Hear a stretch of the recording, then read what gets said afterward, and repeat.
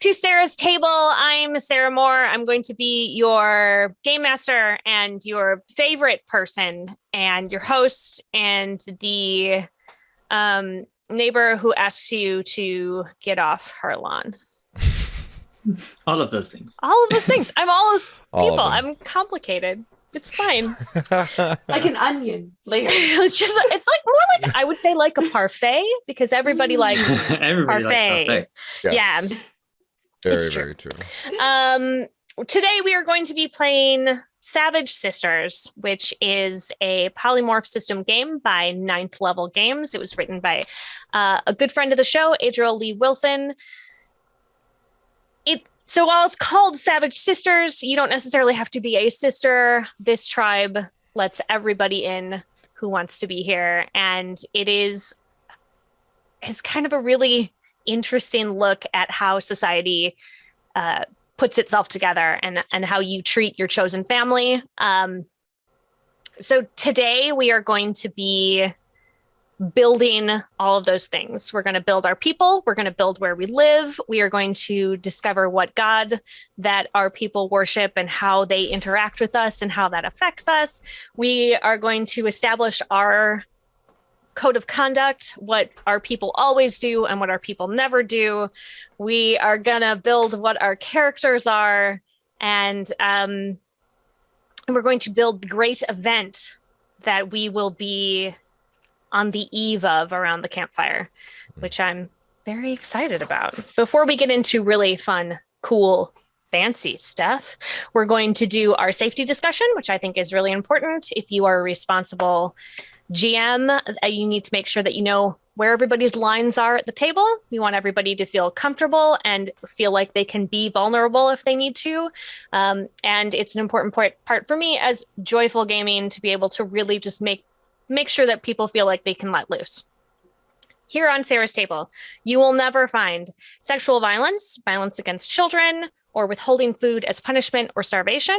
It has also been requested at this particular game that we will not be doing any kind of, I believe the term was fingernail stuff, which sounds terrible, so I think we'll be fine avoiding it. I have had the pleasure of jamming for all of these players, but I don't think that it has ever been at the same time. So I'm going to go around the table and have people introduce themselves and their pronouns and tell us the tiniest bit about themselves. And I'm going to start with the person who is geographically farthest away from me. So we're starting with Robert. Hello, I'm Robert Hartley, GM. I use he or they pronouns. I'm fine with either. I am a full-time dungeon master on Twitch and YouTube and whatnot. And I've played with Sarah a few times now. I don't think I've ever GM'd for you yet. That is still on the cards, still to be coming. One but day. I play a lot of tabletop games as my career, which is a wonderful position to be in. Yeah, cool. Okay, let's see. I'm trying to think farthest away. I think Lexi is the next closest to me. Pacific Northwest. Hello, I am Lexi the First across social media. My pronouns are she, her. I am kind of a wide span content creator, anime, comics, tabletop gaming. If it's nerdy and strange, I'm probably super into it. But yeah, and I've played for Sarah before and I'm excited to be back. Excellent. And then a very frequent face on my show, my friend Patrick. Yes. Hello, everybody. I am Patrick Keeffe. I am a voice actor, content creator online, and I also find myself within the TTRPG space quite frequently as part of my career, which, God, my 15-year-old self would be so happy about. Right? Yep. Insane, isn't it? It is insane. Yeah. You go to like a high school careers counselor and be like, "What do you want to be when you grow up?" And you're like, "I want to play Dungeons and Dragons for money, like as a career." And it's like, okay, I don't know that'll work out. And it's like, Working That's why out. I got bullied in school. That's right. Exactly. That same. But yes, you can find me at That Gray Gentleman everywhere on the internet. You can also find me over at the Writers Room 7C, which we now have stuff for. Look, which a is shirt. very exciting. It's Which a is very good pirate podcast. Yeah, exactly. It's And you know very what? We will leave the description at that, and you can find out the rest yourself. But yeah, I've played with Sarah a whole bunch, and it's always a good time. Excellent. So, have any of you actually, aside from what I have told you, have you ever heard of this game before? Nope. No. Brand new. Excellent. I love it. I love being I've able heard to the words Savage and Sisters, but I've not heard of the game. Savage Sisters. It's basically just the words. That's all it is. Easy. Yeah, super easy. So the group of people from Savage Sisters that you are now a part of is called a Sodal. The whole point of it is that they want this to be something that is not reminiscent of any one culture, because we are building our culture. And so we they've made up the word for it. So we are a Sodal, Sodal. And what we are doing, it is the eve of a great event for our Sodal. And we, the four of us, are the elders. And we are telling stories around the campfire to the young folk that are in our Sodal, telling them stories of the heroes that are in the past. And so each of the stories, it is a shared GM experience. Each of the stories is led by a different Sodal member, and the other three of us will be carrying out those stories. The GM stands for grandmother in this particular game. Nice. So you will each get a turn to be the grandmother. And let's decide who our spiritual guide is. In this game, it's called a Lar. It's a small god. It's a helpful spirit that protects our hearth, our fields, and our boundaries. It is unique to our Sodal. So we may encounter other Sodals around us, but no one will have the same god, the same Lar as we do. We have a couple of options. It comes always in animal form. The ones they suggest are raven, snake, fox, wolf, reindeer, or wild horse. But if none of those appeal to us as a group, we can come up with a different animal. What are our thoughts? If we're going to pick one of those, I'm kind of partial to reindeer. Reindeer. Reindeer kind of stuck out to me as well. Yeah, I was like listening to them and I was like, oh, these are all like animal guide, animal companion, kind of makes sense. And then reindeer seemed like a little, oh, that's a bit out of left field. Okay, cool. I like that. Let's do a reindeer. So they are a La, and it's L-A-R, La? L-A-R, Lar, yes. Lar. And They're so, like a minor god animal guide correct. sort of thing. And if our Lar is assisting us in any way, sometimes it can manifest as either the actual animal can show up or like some sort of magical projection of the animal can show up. Yeah, we can see it. The reindeer is now going to be sort of central to our group. So its aspects are going to come up now in a bunch of these other things that we are talking about. One of them is that magic is very much alive in this game, in this world, and it is part of nature and it comes from the earth. So we have to come up with what sort of magic, sort of element is it? Is it ice and snow? Is it water? Is it earth? Like where do we get our magic from? I do like with the reindeer. Excuse me. Apparently, I'm frog in my throat or reindeer in my throat. I do like the idea of doing something, having a magic that is sort of the antithesis of what reindeer are usually associated with, like kind of having like a different element other than, you know, like ice and snow and something along those lines. Cool. I mean, flames, destruction, and devastation seems to come to mind as like obviously if it's forest fires and things, reindeers, or like you know, rebirth and everything that comes with that. There could be the I like fire imagery. Yeah, fire. That's we like fire. Yeah, flames I of think that's creation. awesome. Is All anyone right. else hearing the song "Reindeer Are Better Than People" on repeat in their head right now? Just like a Is that just me? constant circle of it. It's true. They I think are. I'm great. they are I think better I'm than grateful that I don't know No. that song. Oh, it's And can't from be earwormed. it's from Frozen. Mhm. Ah, okay. Frozen 1, Frozen 2. Frozen Frozen 1.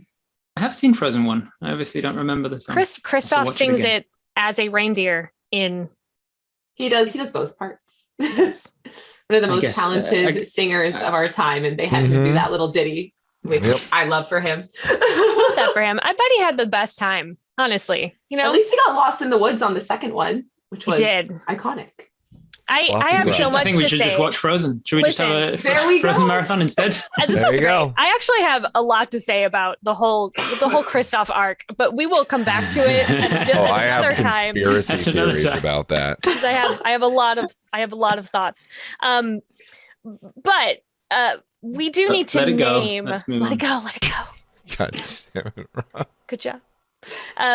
We need to name our reindeer, our Lar. Okay. I think- I can't stop thinking of Santa's reindeer, so I'm not going to Right. do Yeah, that. No, I right. think we need to kind of pick a like the name. Is it like a Western name? Is it So like, what yeah. region type of name are we going for? Well, I mean, the description in the Or book, it's a very fantasy. short thing. It just says, choose a name for your Lar, a good name, a strong name, Ooh. one that they would be proud to wear, one that sounds Ooh. right in your mouth during songs of worship. All right, that's pretty cool. So, Celestial to me, I don't know, X comes to mind. I feel like it should start with an X or have an X in it. oh, I like that. Oh, yeah. Like a Yeah. two syllable, I'm like digging a Zandu or something, like a Xanta. Yeah. Xanadu. Santa's reindeer. Xanadu. That's our worship song. Zan. And we all have to be on Zan. Zan. Zan, I feel like yeah. I feel like two syllables. Zan something. Yeah. Zanka. or something. Zandra? Zandra.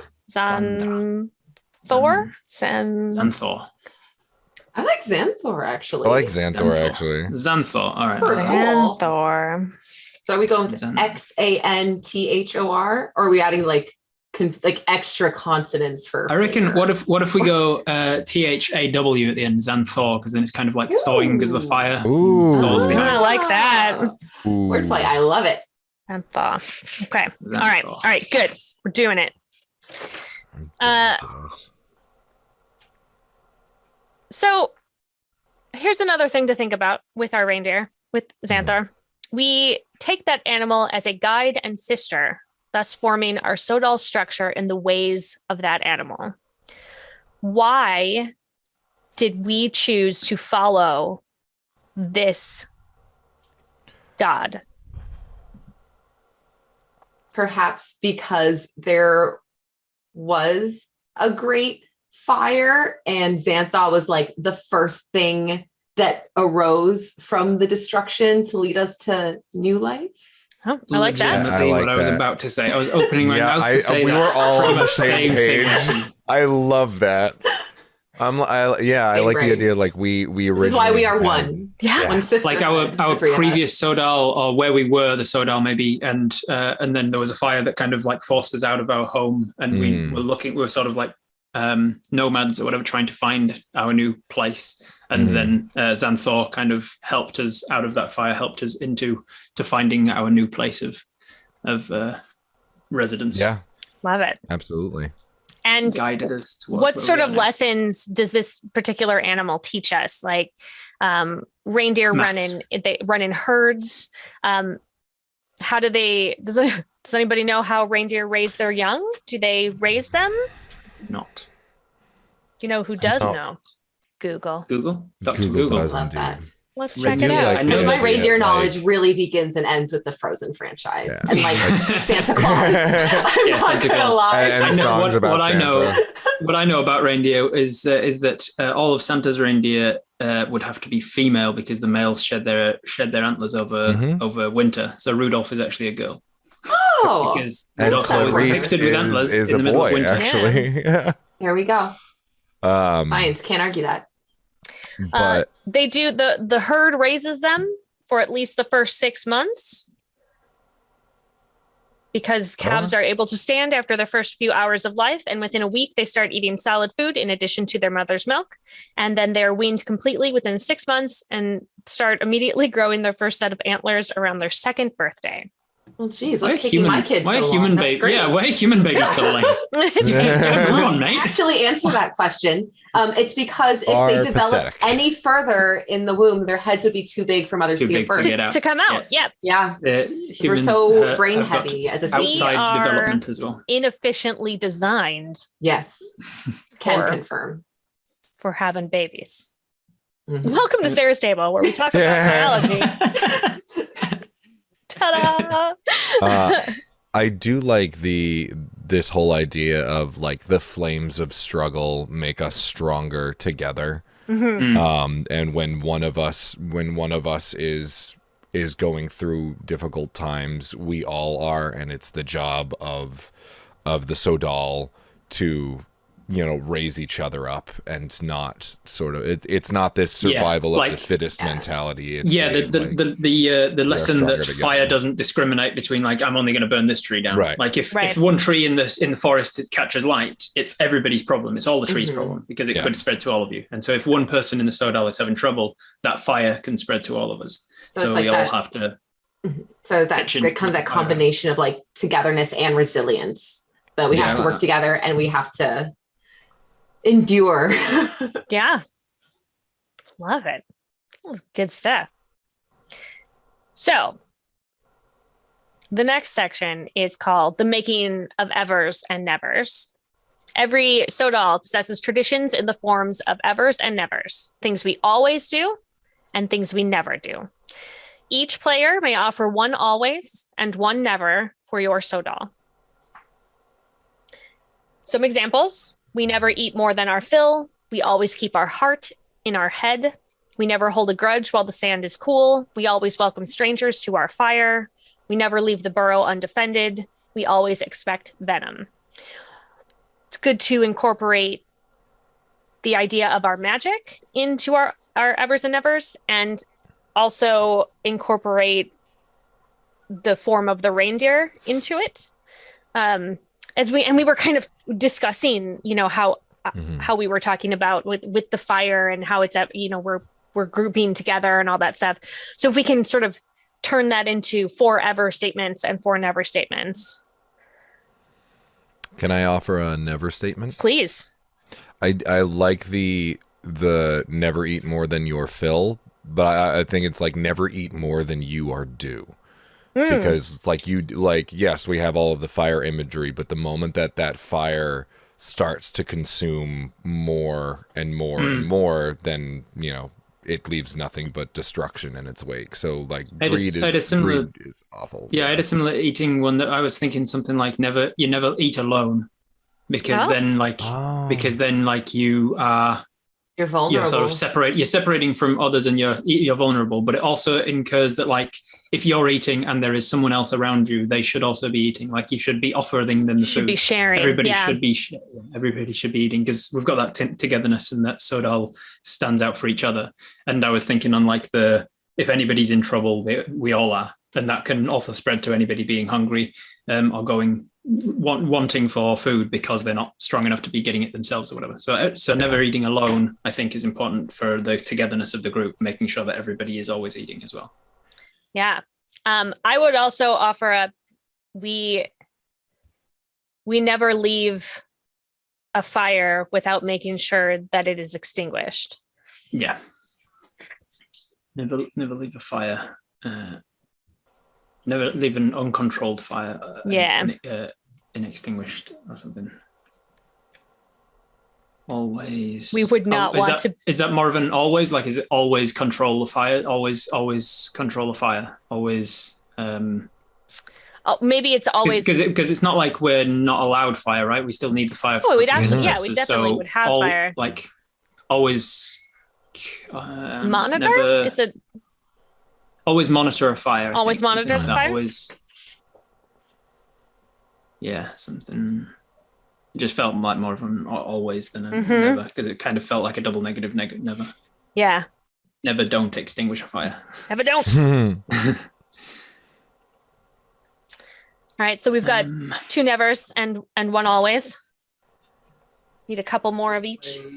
Kind of for like a never, I was gonna say maybe I've been trying to figure out how to phrase it. Like never light a fire in a dry spell. Like if it hasn't, I'm trying to make it shorter. Like if it hasn't rained, or if it hasn't rained in more than X amount of time, you don't get to have fire. I feel, maybe like it's maybe there's a specific number to it that we find holy in some way. Let's find 4 legs or something, or like the 4 legs of a reindeer. Like if 4 legs, 2 antlers. Like if it hasn't rained in 6 days. Yeah, if it hasn't rained in the if it hasn't rained in the limbs of a reindeer or something, and so it's like the 2 antlers, the 4 legs, and the tail or something. So if it's been 7 days since rain, nobody's allowed to have fire or something like that. Tie it to that reindeer. I also like the idea of just never light a fire after 6 days of drought, or 6 dry days. Never light a fire after 6 days of drought. I kind of like the idea that we have something that's not fire or reindeer related as well. That's just like one of these sorts of traditions where nobody remembers why it came about. Like you only eat with your left hand. This was from our previous homeland kind of deal. Yeah, there was something that's and I don't know. Like maybe there's nobody's allowed to wear a certain color, or there's like certain woods are prohibited, or orange is just super garish, and I know our fires our whole thing, just but right out, right out. Always wear. Maybe there's some sort of iconography of like something we have to wear. Everybody has to wear a particular type of bracelet on their dominant hand or something. That could be cool. Always wear and we come up with a name for the type of wristband. So I like that ties into kind of the togetherness. Like it's something that marks you as like part of the family. And people think that's kind of what it's become. Like it's just a symbol these days that like it probably we're part of our had some kind of. But originally function. It would have had like an actual function. Yeah, always like maybe wear your friendship bracelet. What can we call the particular like article of clothing that we have to wear around the wrist? Always wear the. I like that idea of like everybody. Maybe it comes from a time where we were more of like a hunter-gatherer society, or like that was more important to have everybody involved in that part of the way of life. And so any sort of like rudimentary bow and arrow situation that we had, everybody had bracers that they would wear, and they would be customized to you.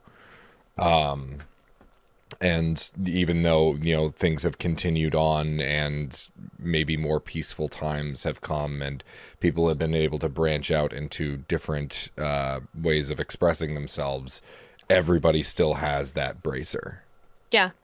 As a representative. I'm going to call it. I've just looked at my keyboard and chosen some letters. I'm going to call it the Ramet. We have to wear the Ramet, and it's Ramet is what it's called. Always wear your Ramet. Perfect. And they can be made from various different. There's like fashion has gotten involved over the years. Like people have started to stylize their Ramets and like. Make them out of different velvet and silk and whatever else, but it's always like a wristband essentially of some kind of material. I like that a lot.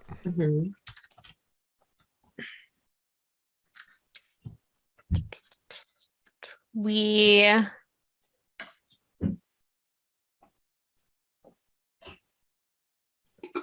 need one more. How do we feel about outsiders coming into our group? People from without the Sodal. Yeah. Correct. I think we would be hospitable because we come from a history of like having to work together, and like our enemy really was the fire and not necessarily war or outsiders. So I think it would be more of a hospitable culture.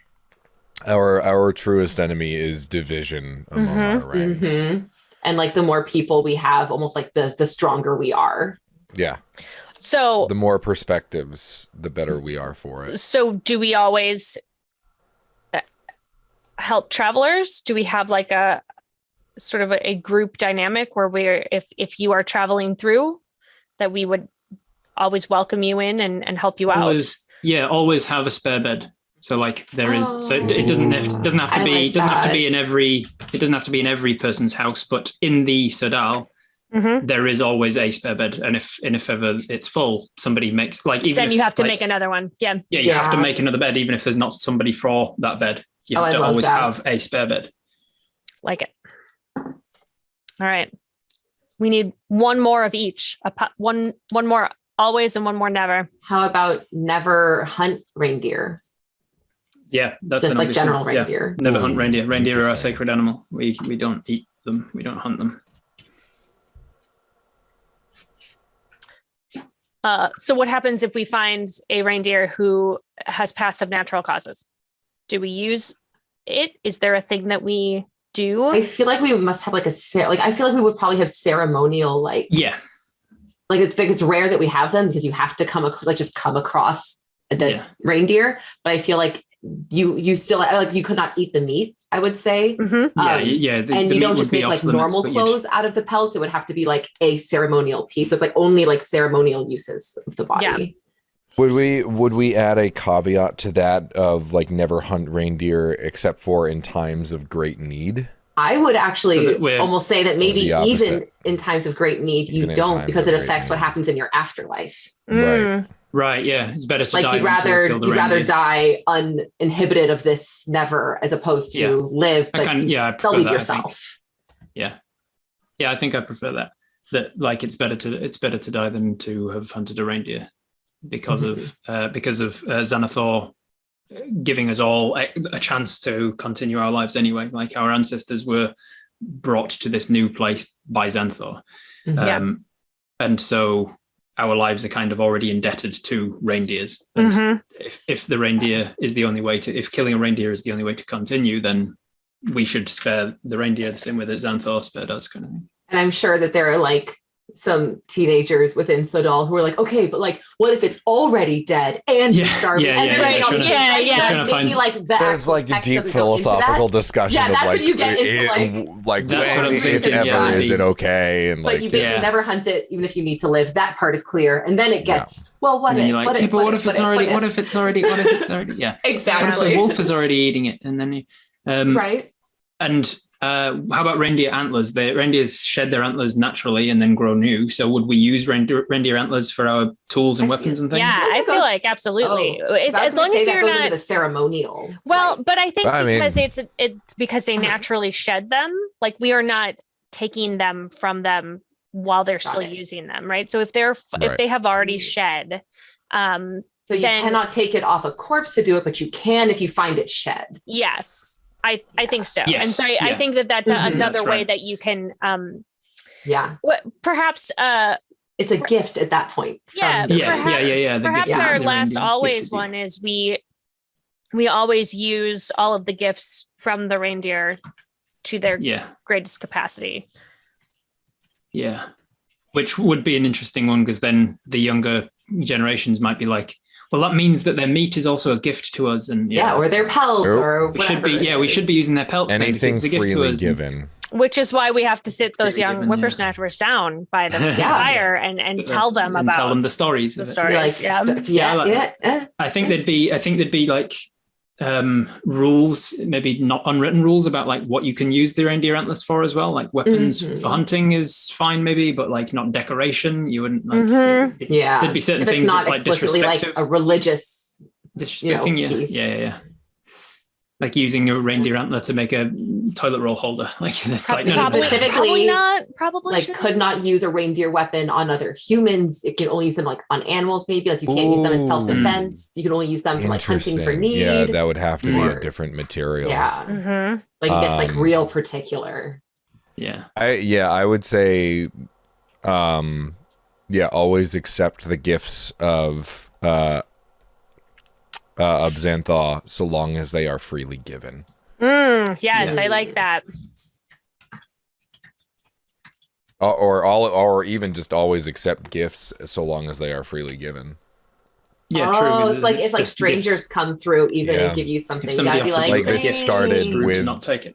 Yeah, this started with Xanathar, and then you know, I love that. Which is an interesting one for tying back to the early one of never eat alone. Because if somebody's with you and you are hungry, you start to eat, and then you can't eat until they eat, and you offer them the food. Hey, do you want to eat with me? And then they have to take it because it's a gift that you're giving them. Right. So Yeah. even though they're not hungry, they're forced to have something, even if it's a bite of something, so that you can then eat. Yeah. So Which even could if you're be, not hungry, you're which could often be given food. could be very difficult for if other Sodals have like a don't take things if you are, you know. Don't eat more than you. Right. Yeah. So there could be fun ways around that too, because I know there's some interesting in dynamics. Thai culture, Yeah. it's bad luck if you give a knife as a gift to someone or anything sharp, because you're severing that relationship. If you do something, if they're a friend, you're cutting that friendship. But a way that we kind of get around that is like, so say if I want to give you a knife as a gift because I got you this cool dagger, you would give me a penny in return. So you bought it from me. Then it's like you bought it. It wasn't a gift. So it saves the relationship. So they probably like in that like food situation where there's probably have a small thing where it's like, okay, here's like literally a grain of rice to like satisfy the necessity. We all know what is happening here. Right. Yeah. I quite like that. Yeah, it lends itself in sort of like the iRobot things where it's like Asimov came up with the 3 laws, and then all of the stories were about how those laws actually break and where are the loopholes between them and how they interact and stuff. It feels like that. We've got all of our alwayses and neverses, and then it's like some of them are contradictory. Like I love that there's a situation where like one of us is like, oh, you like, hey, I just got food, come eat with me, and I'll I just have this new thing that I want you to try. Yeah. It's like, but I've already eaten. But I've eaten. You're just stuck there, like staring at each other, like, what do we do? I have to accept a gift, but I'm not allowed to eat more than my due. Just starts doing star jumps. I need to work up an appetite. I need to work up an appetite. Let me work up these calories, and then I'll have a little bit. It's fine. Okay, then I can have a bite. I can just a bite. Yeah. I will accept the gift. And then I'm not going to eat it yet, but I will eat it. Hold on to it. It's like, but I can't eat alone. And I'll give it to someone else. I can't eat alone when I finally am hungry to eat it. Where's Terry? Does he want some?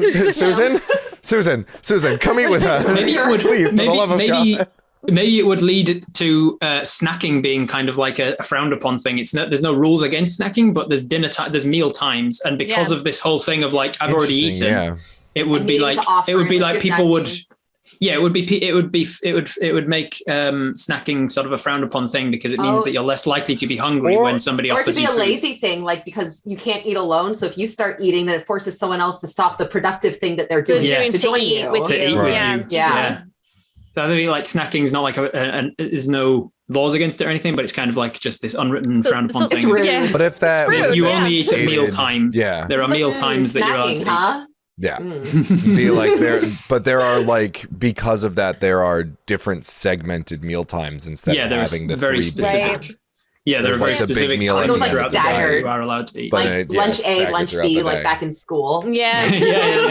11sies. Yeah. Well, and also because second breakfast. Well, this ties into it now. So, what sort of landscape do we live in? I love how excited you got just then, Lexi. It was like, I know, because I feel like because we have these rules about like not making fire in droughts and these things, that it has to be a place that is generally more warm or more wet. Sorry, I meant more wet. So something that does regularly tend to get like rain and stuff. So you're not just like constantly going weeks without making a fire, because that's not good for civilization. So it has to be somewhere that is more warm, so droughts are more rare to trigger that never. Yeah, maybe in a more temperate climate. Definitely don't know anything about reindeers and where they come from. Is there like? Well, I mean, because we can't be in an Arctic, I imagine. So, but what's interesting about this is we definitely could be in a place where you aren't expecting to find reindeer, and maybe that is why we are sort of like there is for some reason there's a herd of reindeer here, and we've sort of attached ourselves to them. We're making this world up, and it's got magic in it. So it's got magic. It can be in anything. It can sustain. We're underwater. Yeah. The Seattleite in me is very, very partial to, a nice evergreen forest with lots of rain. Yeah, I was thinking something along those lines. Like a heavily forested area. Absolutely. Yeah, I definitely was picturing forest this whole time. Well, Bit and through the what I forest think, and like rocky mountainous terrain through the forest. Like there's lots of areas for caves and So are and we- hills and mountains and things. do we live in caves? I had in place that we were in like a small village near a cave system, and the cave system was used for like cold storage essentially, where it's a bit That's of I like cool. that. Yeah. I'm all about that. Cool. Well, and so I was going to say, like, heading back, circling back a little bit to the eating and the segmented eating times and everything, is that there's got to be people who stay up through the night to make sure that there's safety in our village, in our town, however we are calling it. So there's definitely like, there would have to be enough people up Like shifts. to do those ever nevers at the same time, so that it's not like, well, you don't get to eat all night. You don't get to eat because you're the only one staying watch. The only one awake. So what sort of housing do we have? Do we build huts? Is this a tent situation? Yeah, how technologically advanced are we? Like, is it sod huts or How technologically advanced are we allowed to be? So I mean, this game was sort of inspired by like, what if Frontier Conan the kinda. Barbarian was like a kick-ass lady? right? Hell yeah. So you know, Conan I the don't. Barbarian type tents and huts. Yeah, I Okay. think that we don't have like, you know, we don't have houses with electricity. Well, I think no. we're more. Yeah, gotcha. Intense, I feel like wouldn't necessarily make a whole lot of sense in a wooded. No. Yeah. Okay. I feel like we're wooded less of a area. nomadic society too. If we're doing the cave system, I we're was going to probably- say, like, because reindeer, they do migrate. So do we migrate to follow the reindeer, or do we? I think We're in one don't, spot. because we did like the one migration. We were like, Xanthaw is a migrating thing, and Xanthaw let us here. And if we need to migrate again, like Xanthaw will like Xanthaw will will tell know. us. Like, yeah, they'll tell us. Yeah. So I- Xanthaw it's Like, let we don't us want to follow here. them. We don't want to bug them. You know, let them. They do their thing. We You do come our to us thing. when you need us. We're not Yeah, here to they will. harass They the will reindeer. always return, and Yeah. if they don't, we know there's something wrong. there's and like, Like, if know we Probably that haven't it's seen time to reindeer follow. in Like like that. a year, like if a full year cycle goes through and the reindeer haven't come by again, then we're like, oh, maybe we got it. We should Hey, follow why these no tracks. reindeer? Yeah. We should go where they went, and this is them telling us we're moving on Yeah. forever. Then we got Yeah, like I like find that. them again. Yeah, I like that we're not nomadic. We don't migrate because we trust that they will always come back, and Mm-hmm. they don't. And It's if fine. they There's don't, a then we shall calamity. follow. But we've been here for a while. Like, how long has it been since Xantho led us or our ancestors here? Was it in our Like a lifetimes? solid, like before our lifetimes. Like, I like the idea that these are like This is not a like couple lifetimes. thousands of years, but like definitely older. It's like outside of our memory. Like we're going off stories. So Right. we would. So the stories that we are sitting down as grandmother to tell the younger generation around the campfire Yeah, are even if it was stories just, that like, we our Are heard the as ones that children we as well. had heard. Yeah. Like maybe our parents were children when they got here. So like our parents were firsthand, and we were the first generation of like secondhand. Yeah, I was Yeah, definitely now, thinking we now should the be kids are second questioning us, hand, and we're like, maybe third. excuse you? Yeah. Yeah. I'm sorry. Do you know who we are?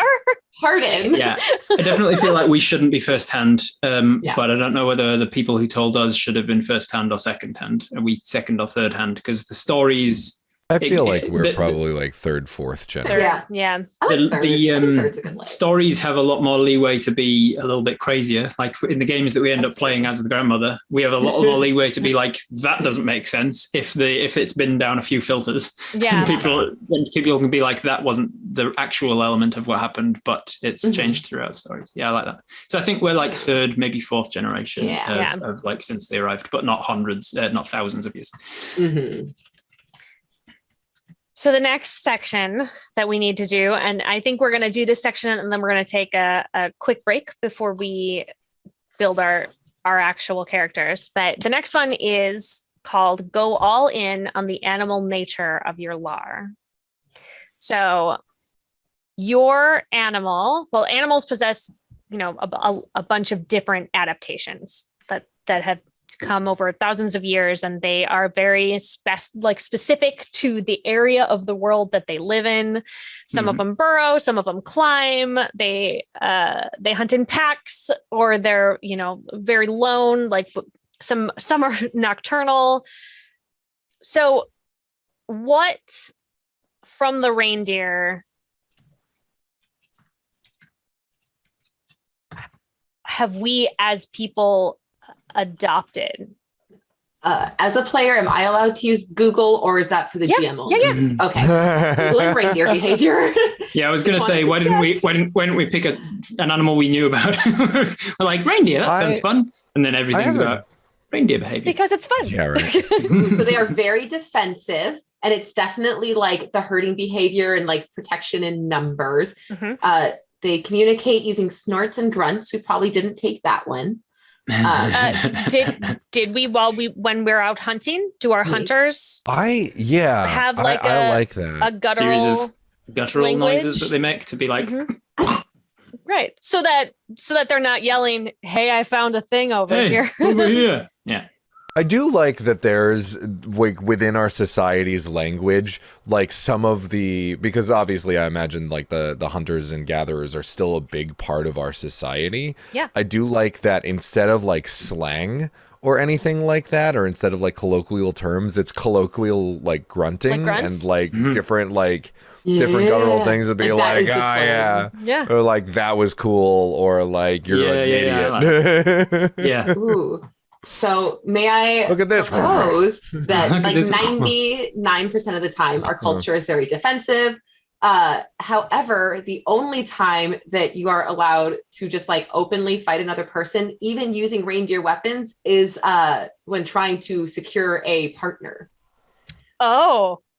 Because that's what they do. They use their large antlers to fight prior to breeding season. And we will be less gender strict in how that goes and much more consensual in all of it. But the ritual idea of, I think less of like a, hey, I want to challenge you and whoever wins gets this person, more of like a, like maybe like we both like each other and like this so now is there's part of like us. A ceremonial thing, or like I like who's going to be dominant in this relationship when we are. Here's the top, here's the bottom. Or maybe it's like a dance that just represents a fight, but something where you actually, it's something either representing a fight or having some kind of ceremonial fight, and it involves antlers. Oh, maybe you have to you cannot propose until you find reindeer antlers in the woods. Oh, you gotta find them yourself.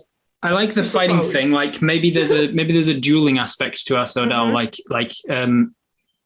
aspect. Like we have kind of like a jury system, like a peer review juries kind of thing for most of our judicial issues.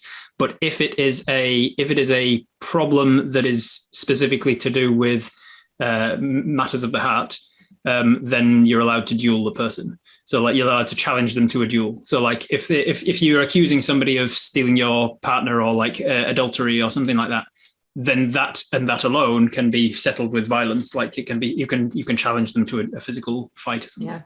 And I like it specifically being not like a challenge where you get someone or something at the end of it, just a challenge, literally just to get it out of your system. Yeah. Just like I'm mad at you, we're fighting it out. You're fighting it out, and once one of you goes down, it's not a fight to the death. It's once one of you goes down, and clearly the other one is. If I literally just got a green light from grandma to beat you up. Right. That's all this is. Yeah. And then I'm going to feel so much Mama better. said knock you out. Exactly. And if I lose, may I at least have gotten a good hit in somewhere. Yeah. You know, I like the idea that we're approaching relationships with like, regardless of gender representation within those relationships, you always treat that person with respect as if you were to look at them in a dueling situation. Like you are looking at each other as your equals. Like there is no one above the other, except in maybe marital situations, but that is up to your own personal and like. Well, and that's a thing that you decide then. You know, like maybe those duels are more private. It's a very private. There's like it has like an implication that like there might be younger folk that are much more physically capable, that feel like they are more entitled to do these things with the like stealing people's partners and stuff, and like seducing other people's extramaritally, because they know that the they can win a fight. Judicial system that goes in that is that the person who is wronged would have to challenge them to a duel, and they're like, I can beat him in a fight. So they'll see weedy folk as being like, I can steal your girl because I can beat you in a fight. So and so there's like a frowned upon. You are not a fighter. Yeah. Right. Yeah. Well, but or you just have to be very smart about things, like wisdom could beat might in a fight if it's applied correctly. And maybe that's a situation where there's like Probably a legend about like that. This Like little a like rabbit young and buck hare goes legend. into a fight, and then all of a sudden the older individual like lays down their weapon. They're like, "What's going on here?" Is like, "Oh, I never wanted to fight you. We wanted to invite you." It's like, oh. So yeah, well, that's a thing. Is our society polyamorous? I think reindeers? that's I don't know. Yeah, I think that it's a like very it's a very like kind of, it takes varies. a village kind of community. Like you can have even if you have like a monogamous romantic set, there's probably still like, but everyone is helping raise the kids, and it's just a very like. And then like maybe if you like if there are individuals who want to pursue something like that, that is, I think it's perfectly like it's not allowed. uncommon, It's and it's also not uncommon to be like, hey, we're no longer monogamous, and you are our reason. Would you like to right, marry us? exactly. Yeah, like, You were very impressive in that fight. yeah. So about that duel. Okay, thank you. I like the way you carved that antler. Yeah. Do we have any sort of, because humans are somewhat uncommon in that we don't have a mating season, and reindeers do. Oh, interesting. Do we have any sort of a mating season, or like even if it's just like a societally is there a specific driven season one? where they shed their antlers, or is that kind of whenever? Well, we've got here. I believe it is. Yeah, there's So I would say that it's going into winter. They shed their antlers because it takes quite a lot of resources to keep the antlers. So I would say that's one of those things where like it's like that's where you kind of get into the like really like traditional versus kind of new thinkers, where it's like the tradition is like you propose during antler shedding season, like that's what you do. That's courting season. That's courting season. And then you have like the younger generations who are like, okay, but no. That sounds lame. There's no reason. Don't want to. I do like the idea, and it does make more sense that like, you propose during antler shedding season, and then if you are to like have a child and like go into mating season, that takes like that act takes place during the winter months, so that as time goes on and during those more formative periods where like the individual giving birth is going to need to like be properly fed and properly taken care of, that those harsher months are during that beginning gestation, so you don't really like, and during the more temperate months is when the development really takes place. Giving birth, and when you'd be giving birth. So it's not middle of winter when you are exactly. So you don't have that. Like that would help. I guess encourage like more healthy and prosperous birth rates. So we like kind of take a nod from that from the reindeer. So is there like a week in the that's like wedding? There's a week? huge festival. You know what I mean? Maybe. Like, is it like a wedding just festival? Like you have to have your proposals in by. You gotta get it in by a certain date. You gotta wait till next year. Yeah. And some of the new age kids are like, maybe I'll just have my own wedding that I don't share in part of the village ceremony. It was like, why are you so selfish? Like, that's so selfish, right? Self-centered. Like, that's not being part of the village. That's not being part of the togetherness. That's being an individual. Well, and that could also there's a lot of like pressure, like Valentine's Day. It's a lot of pressure to be like, oh, is he going to propose this year? Right. You have to wait an entire new year. Yeah, because if you miss that window, you're not proposing again until next year if you're doing it right. Look, I've like, we've been going out for a long time now, and she still hasn't made that move. Like, look, she like, I got the box of chocolates, but like, there's nothing in it, and she won't. Can you imagine the idea of like, being ready to propose and not being able to find antlers that were shed before it, like do you then go out after that and keep looking for them so you have them for the next year, or is it like maybe you're bartering? Maybe there's that one guy who goes out like the dinner reservations on Valentine's Day, right? And then you sell them to the people who are doing found it a bunch. They try to like find they a way. hoard antlers and then like barter them out, and that person is seen as a jerk, but it's not against the rules, right? Right. And people are meant to be like, oh, if you're meant to find your own antlers, and he's like, yeah, but if I go and pay this guy some money, he'll take some that he's got and hide them next and then door, I can find them over. Yeah. And then like, what do you value more? Do you value a partner that has the resources to buy it, or do you value a partner that like went out and found their own? You know, that's interesting. Like, what do you like in a partner? Yeah, and is it how betrayed would you feel if you thought they had found it and then you found out that they had like bought it, and then they had actually bought the antlers? Yeah. Is it like that one? Is it traditional that any particular partner has to be the one to do it? Is it the person who first asked you out that then has to propose? No, I don't think so. I think it's one of the partners, because then you'd also get people who are like, they're both going out looking for antlers to propose to the other and didn't know. It's a very gift of the Magi situation. I got you antlers. I got you antlers. Yeah, like it could be age, like whoever's older proposes. The elder there's like an age hierarchy in a lot of societies. I think that works. Yeah, regardless. I like that it's not automatic. One person's going out trying to find antlers, and the other person isn't ready for it, so they're going out ahead of them and like hiding all the antlers, finding the antlers and then putting them in different places. Imagine someone being tricked and like buying a tree branch off of someone who convinced them it was an antler.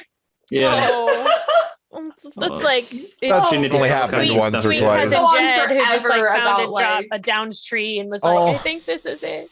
Yeah. Surprise every time, buddy. That's like what kids play on the playground, and they're like playing house when they're little. You know, they give each other like tree branches as like pretend branches antlers. that look like antlers. Yeah. Oh.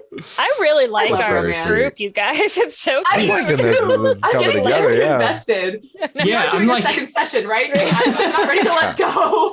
I'm legit thinking. I'm sitting here going, I feel like we should do this every week just so to help me with world building for my D&D world. I need to say, I need to come up with this sort of village for my world. Yeah. What would be a really, really interesting, like different program is just doing world building. Just world building. Yeah. It's genuinely like when I finally get around to it, I did intend to like set up a new world and do some world building and stuff on videos on YouTube and things. And what I would do is just a bunch of different games. There's so many TTRPGs that lend themselves really well to world building for bigger games. Yeah. Like the Quiet Year is a perfect one as well. Yeah, that's great. Yeah, so many good games.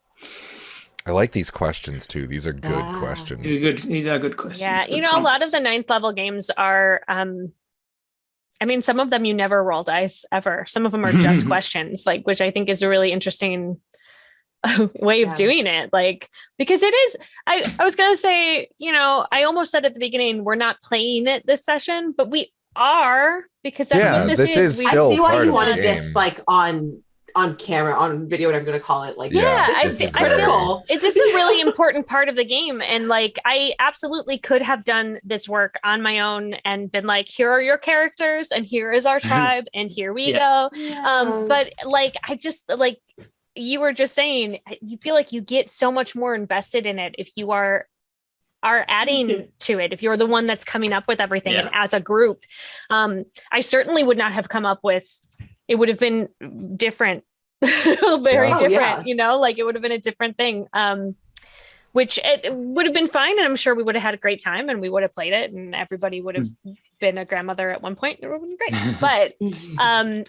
But now we feel truly invested. Yeah, but now everybody is having their own little moments about what is important in this group of people, and that's truly what this game is about. Before we wrap up the animal nature section, is there anything else that you feel? I had an interesting question. Do we have any sort of like beast of burden animal? Oh, good question. Yeah, we would. I'm sure. Horses, perhaps? Certainly not reindeer. I don't think anybody ever rides a reindeer. No, I don't think that. Yeah, I think that's maybe bison. Could be bison. I like bison. I like that. This is fun. Throw it out there. Yeah, I think that makes sense. I like it. Yeah. Well, and that is a creature that we could use every part of in our society. Pelts and lots of meat, and the bones could be used for things, and like I'm sure that it would be use every bit kind of thing. Yeah.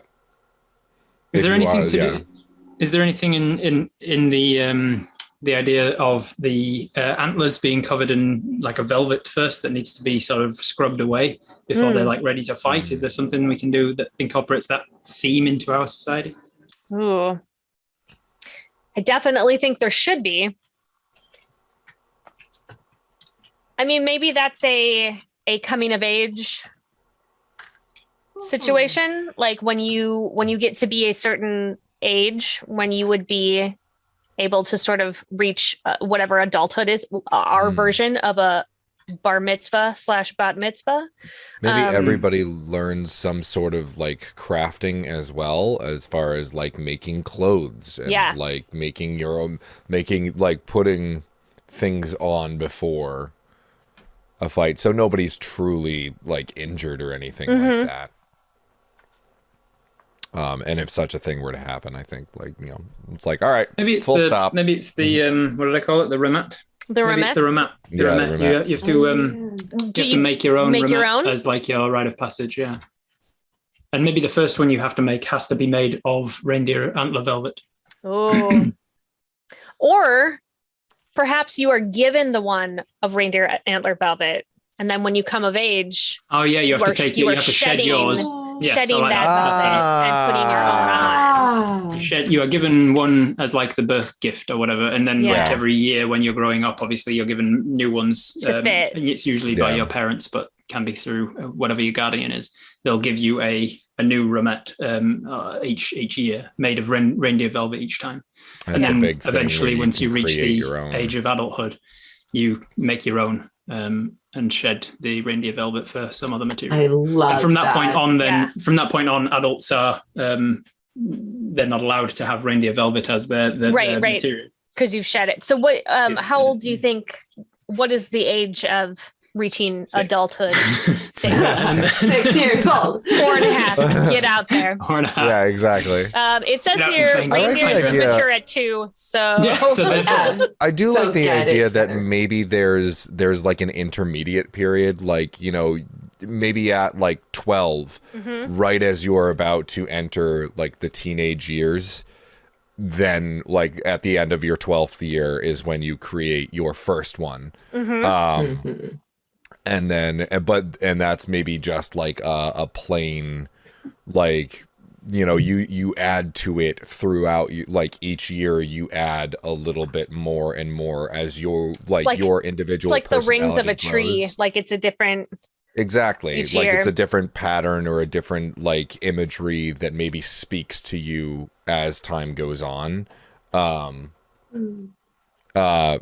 as like, and as you get older, it's like, oh, you can see how you've grown and how your interests have changed. Maybe there are things like there's a certain either color or material that represents if you got married, there's like a color or material that represents like your first hunt or something like that. Having a child, maybe determining what your vocation is. Into the scouts. Yeah. I've got my hunt badge. I've got my hunt badge. Yeah. I like that. That's cool. It's almost like a life story kind of. And then I would say that probably when you pass, it's passed down to your whoever. It's like willed to a person, perhaps. Yeah. Or maybe it gets buried with you because that was your life. Like when you're done, it's done. It gets burned when you die. Oh yeah, fire. Yeah. Oh, new life. Full circle. Yes. I like that. Yeah, I like that. It gets burned when you die. I think. Gets burned when you die. Got real hype right there. No, it's good. I like it. I love a full circle moment. And so, like finding if somebody was to die out on a hunt or something, and finding their ramket is the remet is more important than finding their body in Yeah. And I also think because their body can go back into the forest and back into the circle of Yeah. life. They'll get eaten by things or whatever. It's not as disrespectful to not be able to find their body as it is to not be able to find their remet. Do you think that that's a new thing that might be changing with the younger generations, and the realization that it's like a lot of the stories that we have are just stories, and maybe it's important to keep the remets as sort of a record of what has happened with our people? Right. And like that is because letting go is hard. And so it's like, if you don't feel the connection to the symbolism, then you're like, well, I loved my parents and I want to hold on to I want to keep it. Yeah, I want to remember their life. I don't want to let their life, I don't want to start over. I want to hold on. Right. Yeah. And maybe that's like, that becomes like, even though that tradition that's like, you're keeping the original remet that belongs to them, maybe part of the funeral process is that you take a look at that remet and you replicate it, so that you are sort of like going through that person's life and you are experiencing what they are experiencing, and the one that you hate is the one that gets burned. Yeah. Yeah. I also think it's probably like one person's job. Yeah, like that's their whole thing, is they replicate remets of They usher people. They usher the remets into. Yeah, that into could the be good next world. for one of the stories of us. One of our grandmother's stories could be the person who is making the remet, and they're telling the story of the person that they're. So it's like it's a shared thing. That person is the best at it, and it's their job to do it. But they will have an audience while they're doing it, and they will tell you the stories. They will tell you the stories of this person's remet. That might be an interesting framing device as far as telling these stories as we are telling them around. Are we weaving those into remets as we are remembering? And like maybe that's an annual thing to remember like those heroes. Is there a Sodal remet? Like from our entire story. Like a giant, like that a we are like a all big weaving into, like a tapestry. Yeah. Is there like like please. a like that we I would like there to be. Yes, please.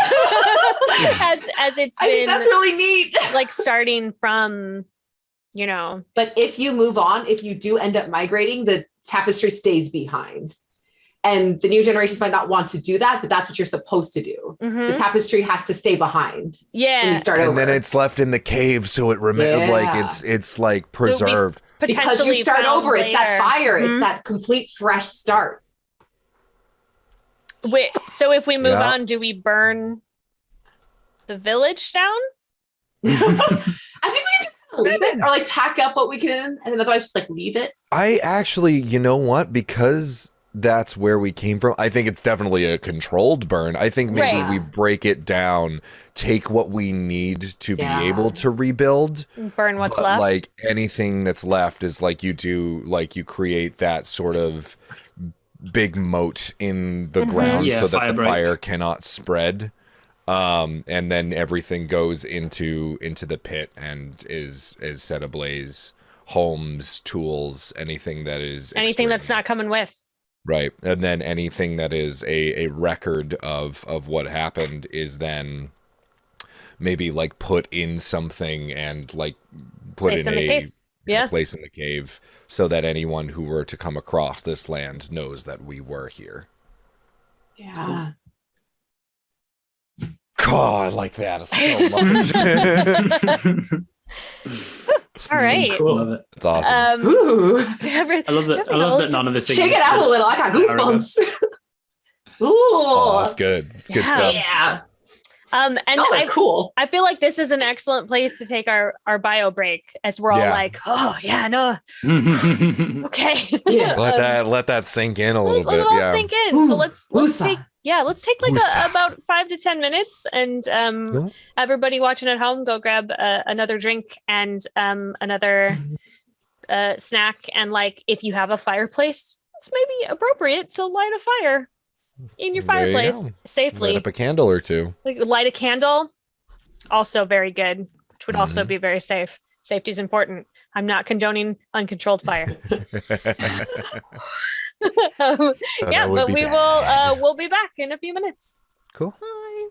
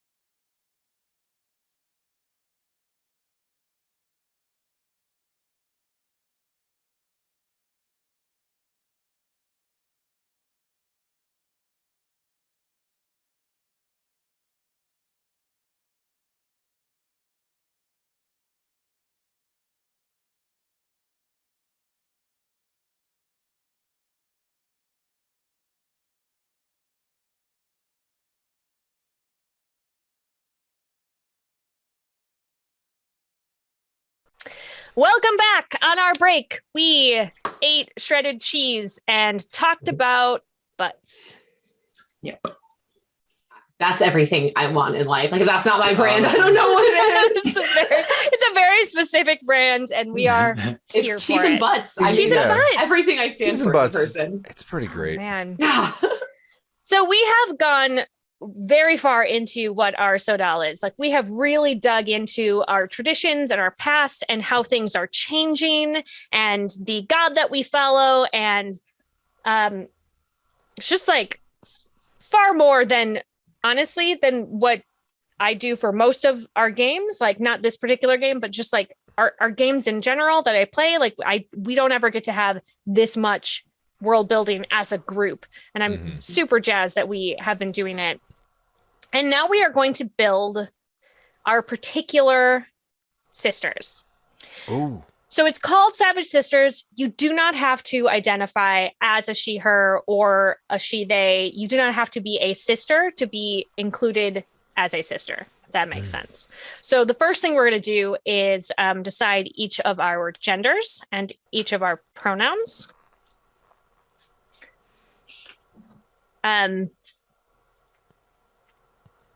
And my pen is broken, so nobody gets any notes about it. Just kidding. Yeah, have to remember. You just have to remember. Please remember. And I get to make a character for me too, which is exciting. That is To exciting. be part of it. Included. Yay! I'm gonna go she, her. I feel very she, her, kind of always, and so that's where I'm. I don't know if you've all met me, but I'm pretty femme. So that's where I'm gonna live. What about the rest of you? Where are we? I think I'm gonna stretch it a little. We're gonna do a she, they today. Okay. Mm-hmm. I might go with she, her, he, him. Oh, Like, kind of like great. really depends on the day, like kind of gender fluid Cool. kind of deal. Yeah. I have an NPC creator table that I use a lot as a dungeon master, so I'm going to roll randomly for my gender. Okay. And I got cis female, so I'm going to be she, her. Great.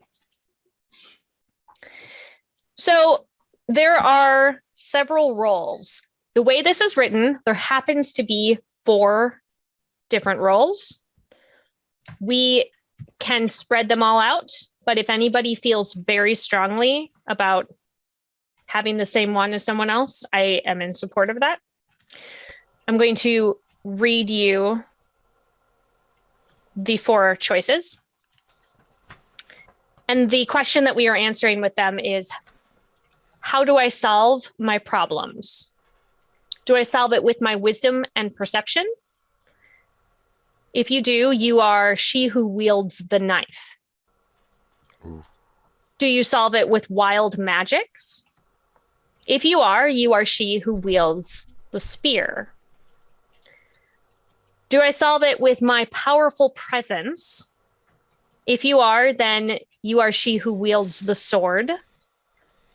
Or do I solve it with my strength and heart? And if you are, then you are she who wields the shield and axe.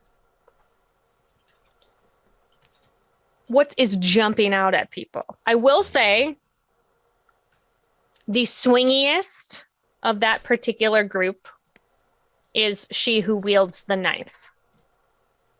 That is maybe the one that is a little bit more complicated mechanically.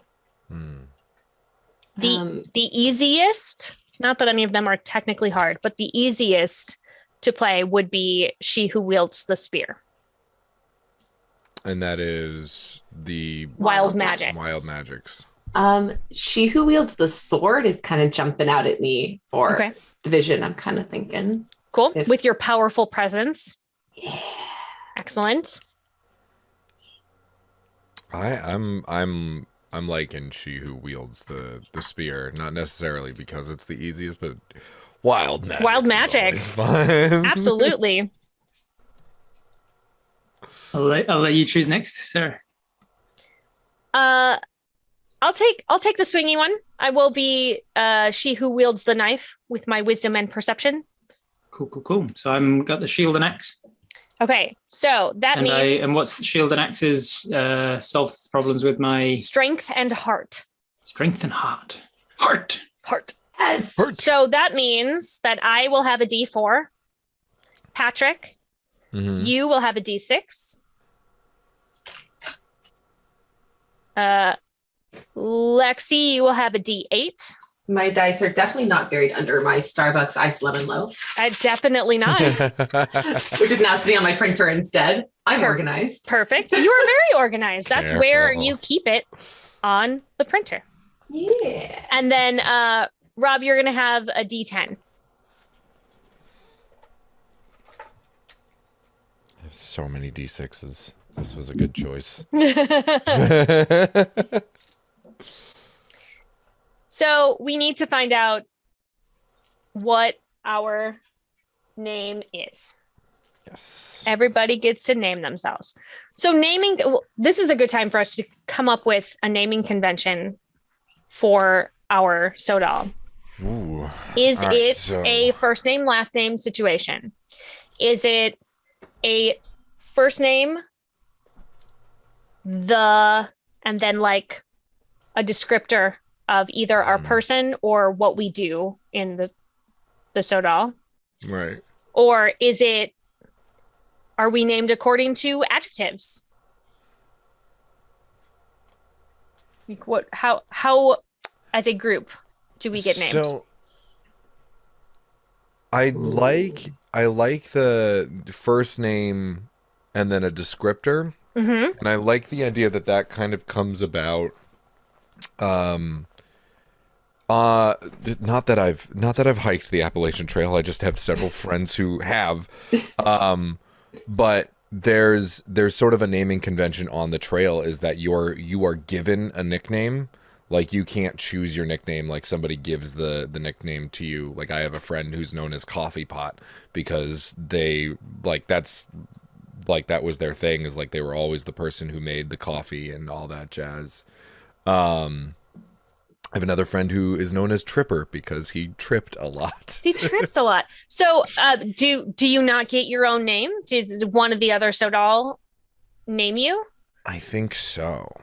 Okay. Well, if that's cool with everybody else, like I've always really enjoyed that. I've been slightly terrified of it. Yeah, that means we get to name each other. So we get a given name at birth, and then people go by their nickname that is given to them as they grow up. Or it's like Jeremy the blank. But like sometimes sometimes people will call you Jeremy, and sometimes people will call you Tripper or something. I would Jeremy imagine the butt face. The butt face. He's actually a really nice guy. It's a complicated nickname. Nicest guy. I feel like very handsome, oddly enough. I feel like it would be very nice guy. an interesting commentary then on like who is allowed to call you which parts of your name. Mm-hmm. You know, like if somebody calls you just by your first name, is that disrespectful? Or unless they're like an immediate family member, or, you know, like how does that work? So not, again, pulling again, because it's a culture that I'm familiar with, Thai culture. It's actually interesting. There's something similar where when you're born, you have your legal like first and last name, and you know it's long and it is what it is. And then you're given it's your nickname basically, pretty much at birth. But the nickname is pretty much what you go by everywhere, except maybe in like the most like professional of settings. Like you'll have friends you go to school with and they don't even know it, what your legal first name is.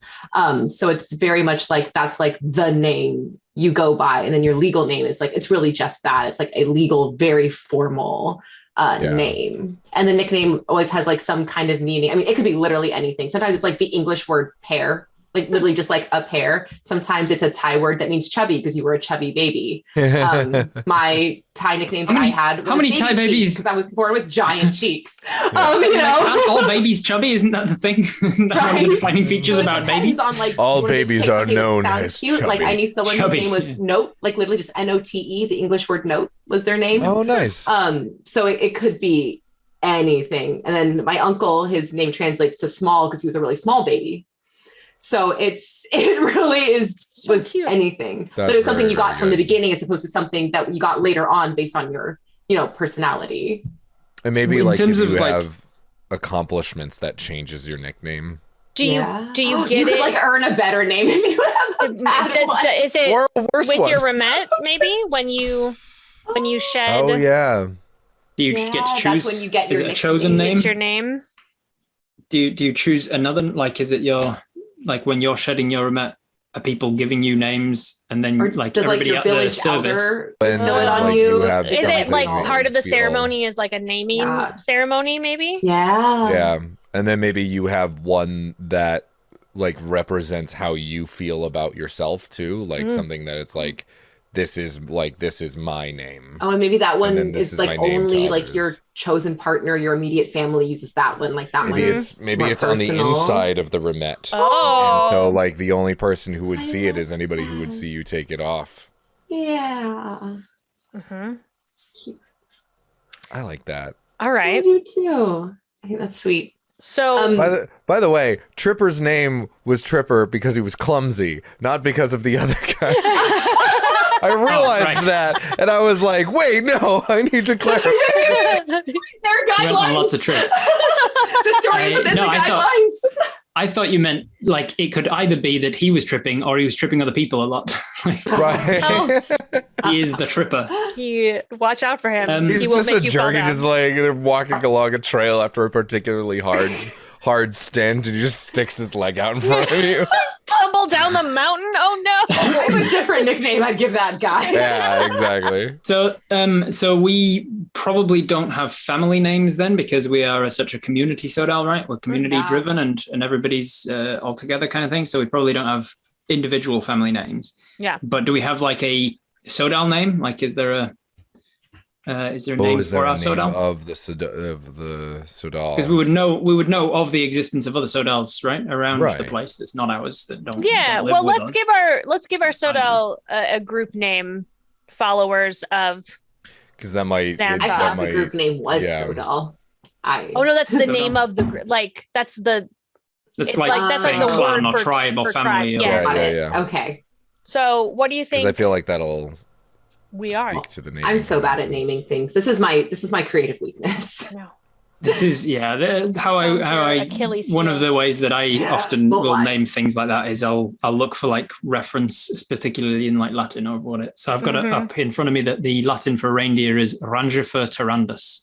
So we could use something like Because that. I pull from Thai words a lot and like Thai Tarandus. names. Tarandus could be cool. Tarandus. Yeah. It sounds almost like Tyrannosaurus. It sounds like threatening almost. Sounds very That is fierce. very cool. It's got a fierce. The Tyrandus Sodal. Yeah. The Tyrandus Sodal. So we are. A good like battle cry sound to it, like Tyrandus. You could yell that. Tyrandus. How are we spelling that? Tarandus. Fabulous. Thank you. The Latin species name for the. So then I do feel I tend to name very cutesy things for my characters, which I think would be very funny for this like grand last name and have her first name be like Bitsy. But Bitsy, the twice murderer. Bitsy, the twice dead first revived. Bitsy, the unstoppable force of fury. So where do we want to start? Let's see. Well, at the top of my screen at this moment is Patrick. So what are we naming our wild magics wielder? Who wields the spear? I'm thinking. Magic. I'm thinking something along the lines of like Elamir. Elamir. Like Elemeor. Okay. but then we would be giving you your The So nickname, Elamir would be yeah. the name, and then we and give the then nickname. the Elamir, and wild magic. Tell me about this system and what that actually means. Does it mean in any way the same as like wild magic sorcerers in D&D? Like So, you're actually using magic, Or is it So magics because of this- the wild? this well it's more that, but it's it just means that because of the type of die that Patrick will be rolling, Mhm. Mhm. they are much more likely to succeed when we are doing the magic check. The magic check. Okay, so they are better with magic. With and magic, manipulations magic of and movement is pretty much So the- where they are at. magic and movement. So we've got some movement like the fire. Fire is magic in this Mhm. world, and so we've got the flickering of the flames. It's like easy to move out of the way. You don't. Mhm, It doesn't have a physical form. So something about that erratic kind of movement, and something to do with flames. Elamir the Is erratic, Elamir chaotic? Elamir the chaotic, Ooh. Elamir the unpredictable, Elamir the Elamir Elamir the one who wily. cannot be tied down. The Would- one who Would Elamir have more of a history of using her gift in a destructive way, even if it's like controlled and helpful, or in more of a like Creationatory. way? So Yeah. I think creation. I think it's something to do with Elamir the Maybe mercurial. like Elamir the giver. Mercurial. I like that. mercurial. Ooh. I think it's more along the lines of self-expression, and maybe like if there's a festival, like creating all of these like lights in the So sky. maybe Elamir the Bright. Elamir the bright. Ooh. Elamir the Elamir the Bright's good. Bright flickering flames. Maybe that Mhm. doesn't necessarily translate to intellect. Right. Oh. That's the joke. That That could be. Yeah, it's like My calling him character Little has a John. meaning. That's the joke. Yeah, Oh, Little John or Tiny. Elamir Those the are names that you give simple somebody. wasn't nice. Elamir the bright. Elamir the I thick like as that. pig Right shit wielder. didn't roll off the tongue. Okay, so then we have next on my list is Rob, who is she who wields the shield and axe. Shield and axe. So And it's what does that mean for me? in Strength and terms of heart. being- You are especially good at sort of affecting the world around you with the strength of your personality and your heart. Okay. And you are also nothing to sneeze at with your like protection and fighting rolls. Okay. I think Tessa just came to mind for some Tessa. reason. So Tessa is my given name. Tessa is, and then Tessa the what? Is Tessa aggressive or defensive? She wields the shield and axe with my strength and heart. I'm like, I feel like I am. There's a word for it. I can't remember the sort of person where you are. If you're on her good side, she's lovely and like really hospitable. She's like she makes the best scones, and she's like she'll like always make sure that you're feeding really well, and she's really. But then she has a really fiery temper. If somebody, she's got a short fuse and a fiery temper. Like if somebody does something to wrong her family or her Sodal. So is it Tessa the Loyal? Tessa the Loyal. Ooh. That could be cool. Ring Tessa trap. Yeah. Because So the do you way guys you were have to describing decide. her seems like Yeah. She's like a grandmotherly type. I imagine that she's like The dedicated. is it Tessa the maternal? Tess the maternal. That could be, because then maternal prides and things they'll fiercely defend themselves. That's I mean, Maternal, there's a yeah. reason why there's the mama bear, like yeah, exactly. Yeah, mama bears and yeah. also Tess the maternal. peahens Do you guys are the though? meanest thing in the animal kingdom. They're just like so mean. They will murder you. I've seen them attack cars Straight because up. they got too close to the Stop. Yeah, I got to What? text What's a peahen? it's a the female peacock. peacock. Oh, wow. my. I didn't know Peacock and the peahen are collectively called peafowl. Yeah. I learned a That's thing today. very funny. I like that a lot. Science. Next time, it's the peahen is our mascot, so I can say that word more. I'm sure. We have some swamp hens in New Zealand called pukeko, and I got attacked by some pukeko for getting too close to some. Like I was just walking through the zoo, and apparently we had a nest of pukeko, and nobody really knew about it, but. That was what alerted us to the fact that they'd nested there, because I was like, we can't go in that part of the zoo anymore. Yeah. Boy. Wow. Yeah, that's a thing here. It is to have peacocks just like wandering free. And I was like, but they're so mean. Like, and they're loud. The Yeah. first time I heard one, I literally thought a cat was drowning in the pool. Oh my gosh. Like, I got real good at imitating peacocks while we were at the zoo, because we had one roaming free. I was like, if you listen out for him, you can hear him over there. Yeah. Did we settle on maternal for Tessa? Do we like that? It's up to you. It's also you give me the name. nurturing. Nurturing's Or also good. Although I don't feel like I do nurturing. like the mother bear. Yeah. Nurturing mother doesn't bear. have nurturing doesn't have the same element of the fiercely defensive one as well. Like so Tessa the maternal or Tessa the mother bear? Maternal? Motherly. Ooh. Tessa the motherly. Tessa the mother bear. Tessa the protective. Tessa. It's up to you. You have to give me the name. Maternal also sounds like eternal, which is sort of like, ooh, that's spooky. Yeah. And she will never leave. Eternal maternal. Oh gosh. All right. Tessa the maternal. Okay. There you go then. All right. How about Lexi, who is she who wields the sword? Yes. And with her powerful presence. So her name is going to be Deji, which is Deji. Okay.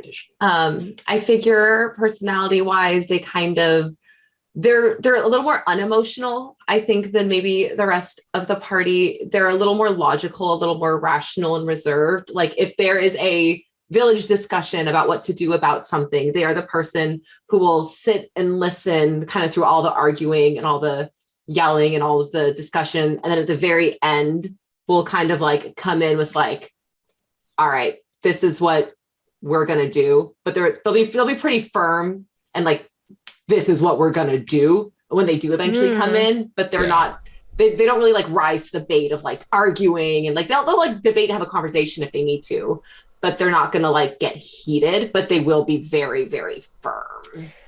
So Deji the stone. Stoic Deji is the good. Stoic, yeah. Deji the or calculated. patient. Deji the patient. I like stoic though. That word did come into my brain. They're not mean for sure. They don't come in like I don't care, but it's just like they just don't show. I was saying stoic works too. I was saying stone. Oh, stone. Oh, stone. That's cool. Deji the stone. Deji the stone. I'm gonna let you guys decide. I Drink water until know it's really hard to like. Stone does to me indicate. Yeah, stone to me does have a hint of lack of care. Like it's stone-hearted and it's got these cold kind of cold, yeah. Cold, yeah. So because originally I was thinking like Deji the cold or something, but then you said she doesn't come in like careless. She's just listening and weighing all the options before she comes in. So Deji the patient or stoic or steadfast. Deji the steadfast. I like. That's a cool one. Deji the steadfast.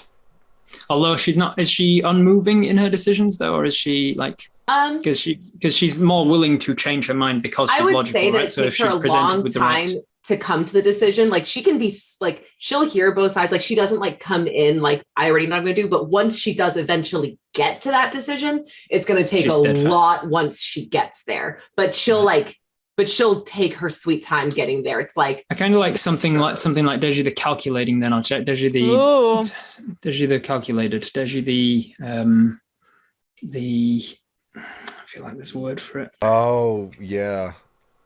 Deji the considerate. Deji the because she's considering all the options. Deji the conscientious. Conscientious. It's hard to say though. Quickly, Deji the conscientious. Conscientious. Deji the conch. Deji the conch. Contemplative. Hey, it's conchi. Contemplative. But Because it doesn't also have to be like the word for that thing. It can be like like Patrick was saying, like an object like stone or something. If there's an object or an item or an animal that indicates those sorts of same feelings. Right. Of like is there an animal that like will take in all the options before deciding what to do? Is there pensive is another one. Pensive? Deji the pensive. Deji the pensive. Pensive. Like that. Nothing's like gone bing. It's that one. Yeah. They're all good, but I just feel like there's another one that's just like what's right. a pensive animal? I would say that she tends to be the kind of person like I would imagine people in the village come to her for advice fairly regularly because she's known for being like if you can't make a decision, she's a pretty good person to go to be like, all right, let's weigh your pros and cons. Like, yeah, Deji the Wise. Deji the Wise is simple enough. Like Deji the Old Oak. Oh, Deji the Old or Oak. Deji the Oak. Like that reminiscent of that, like that tree that has grown slowly over many years. That takes Deji the Dependable. Time. I like dependable too. Deji the Dependable. Deji the Wise. Like going Deji off of Oak. that, like, is always there and we've watched her grow and yeah. Deji the Deciduous. And then she sheds her leaves every. Deji the Deliberate. I like deliberate. I like the alliteration of the two D's, the consonant. She's deliberate. What do you think, Patrick? Deliberate? I like deliberate, yeah. It seems to get all of those things to me. Like it feels like she deliberates on the decision before she makes it. She thinks about it. And Lexi looks very happy. She's not just as a whim coming up with anything. She's deliberate about her choice. So. I have an Deji the Deliberate. I like. I have an interesting question because we kind of brought it up with Tessa. Do each of us have an animal that we associate with outside of the reindeer?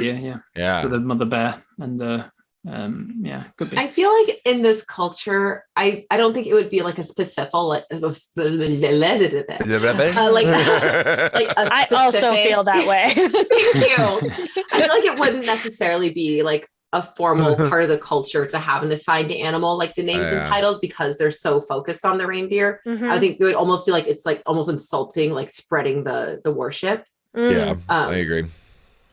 I bet that there are some elders though, maybe like our high holy people who are named like it's almost like the ranking system within like the religious culture. Yeah, like I would bet that there's probably somebody the antler.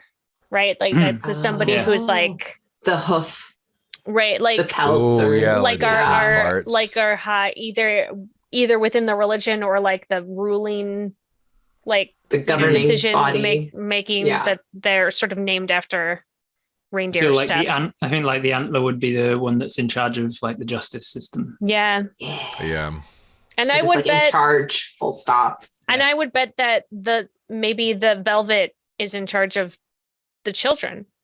Yeah. Oh, that's so cute. Like maybe that's like the teacher. So instead of calling them the teacher, that's their velvet. Yeah. Oh, I like that a lot. Me too. What sort of? I know we're getting on a tangent away from names, but what sort of group size have we got on again about the Sodal? What sort are you guys thinking for population of our Sodal? I think there's probably like, what do you think? Like 30 to 50 people? Like I think it's probably not like hundreds of people, but I think. Okay. Oh, I was thinking even maybe like 100. 100? 150. Yeah, I think around that time. Yeah, I can see that. I think 30 is a little low, but I think about 100 is good. For like an established non-nomadic village. Yes. Yeah. And because we're not the first generation, we're not like there would have only been a couple dozen. We're like fourth generation established. Probably, So there's been a gradual growing of the population of it's definitely not like, hundreds and hundreds, but no.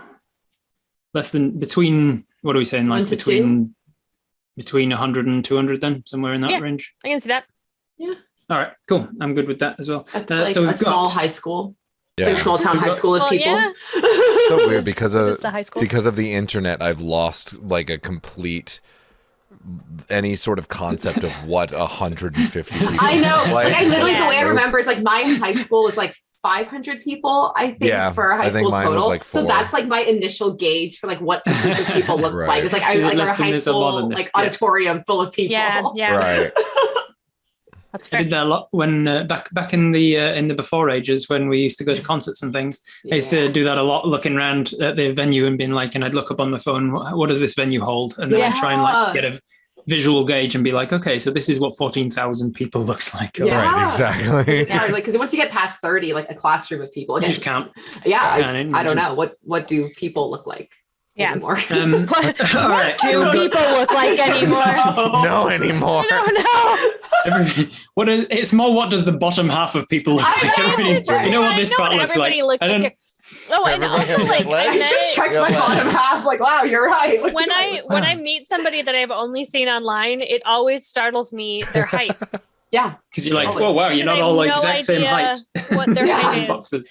And every so often I've been like, you are much taller than I thought.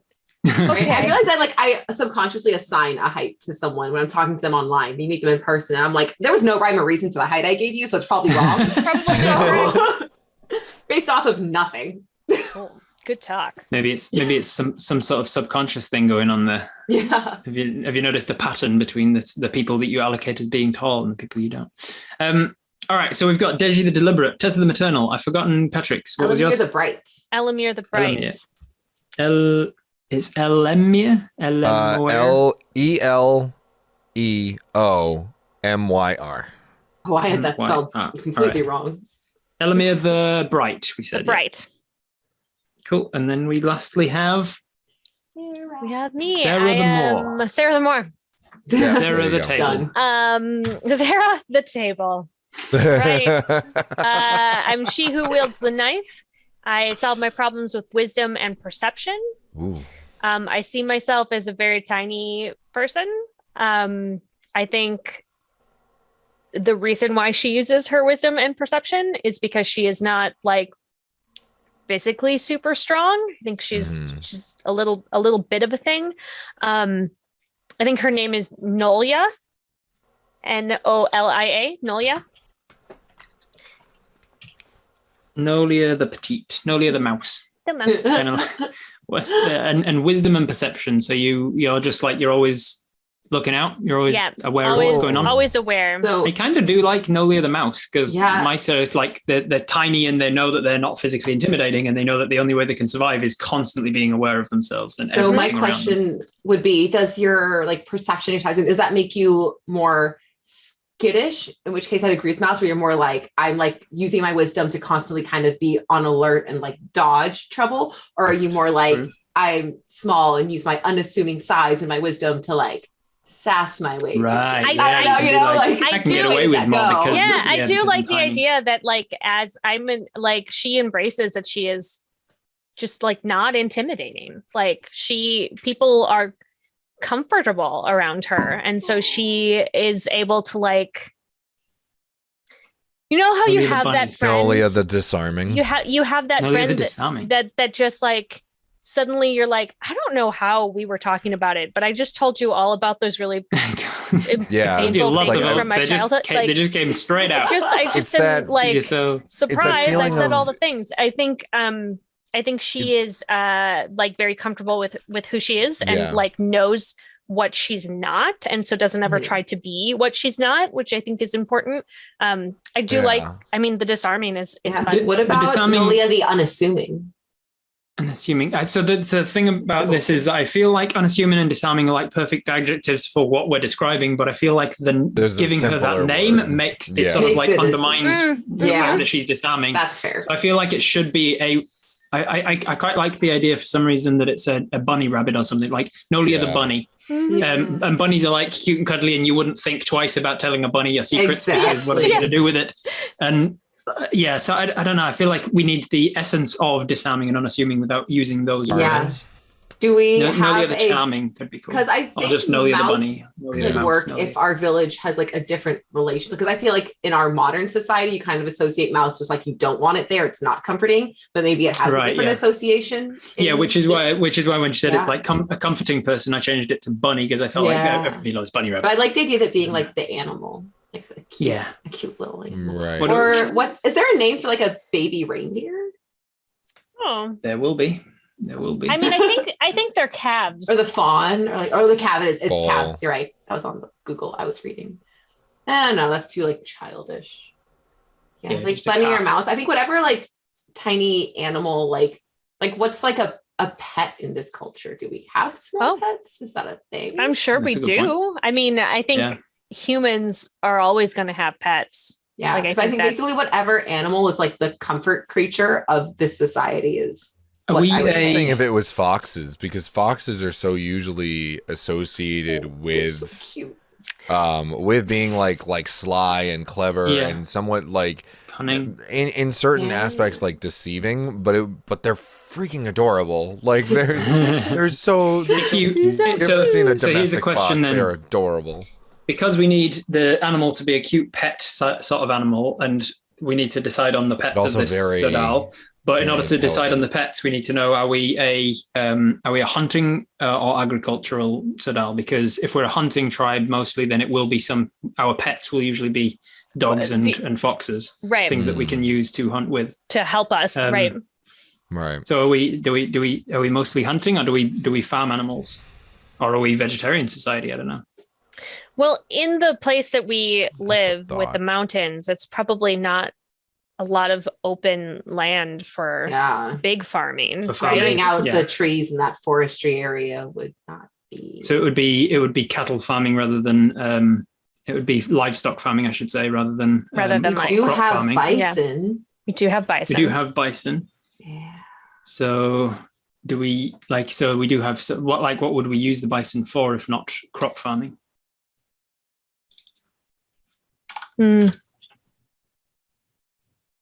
Now looking up if there's a name for a baby bison. Yeah, bison have to live in like open fields, don't they? Yeah. I think there are open fields in some cases. I think we do live sort of among the trees, because when you have like a civilization that lives in like heavily wooded areas, what you want to do is not necessarily take down a lot of the trees to sort of like make room. You sort of want to work with the trees so that it then protects from the elements. Yeah. Things like huge blizzards and things that come through the area, we would be fairly well guarded within that forested. Yeah.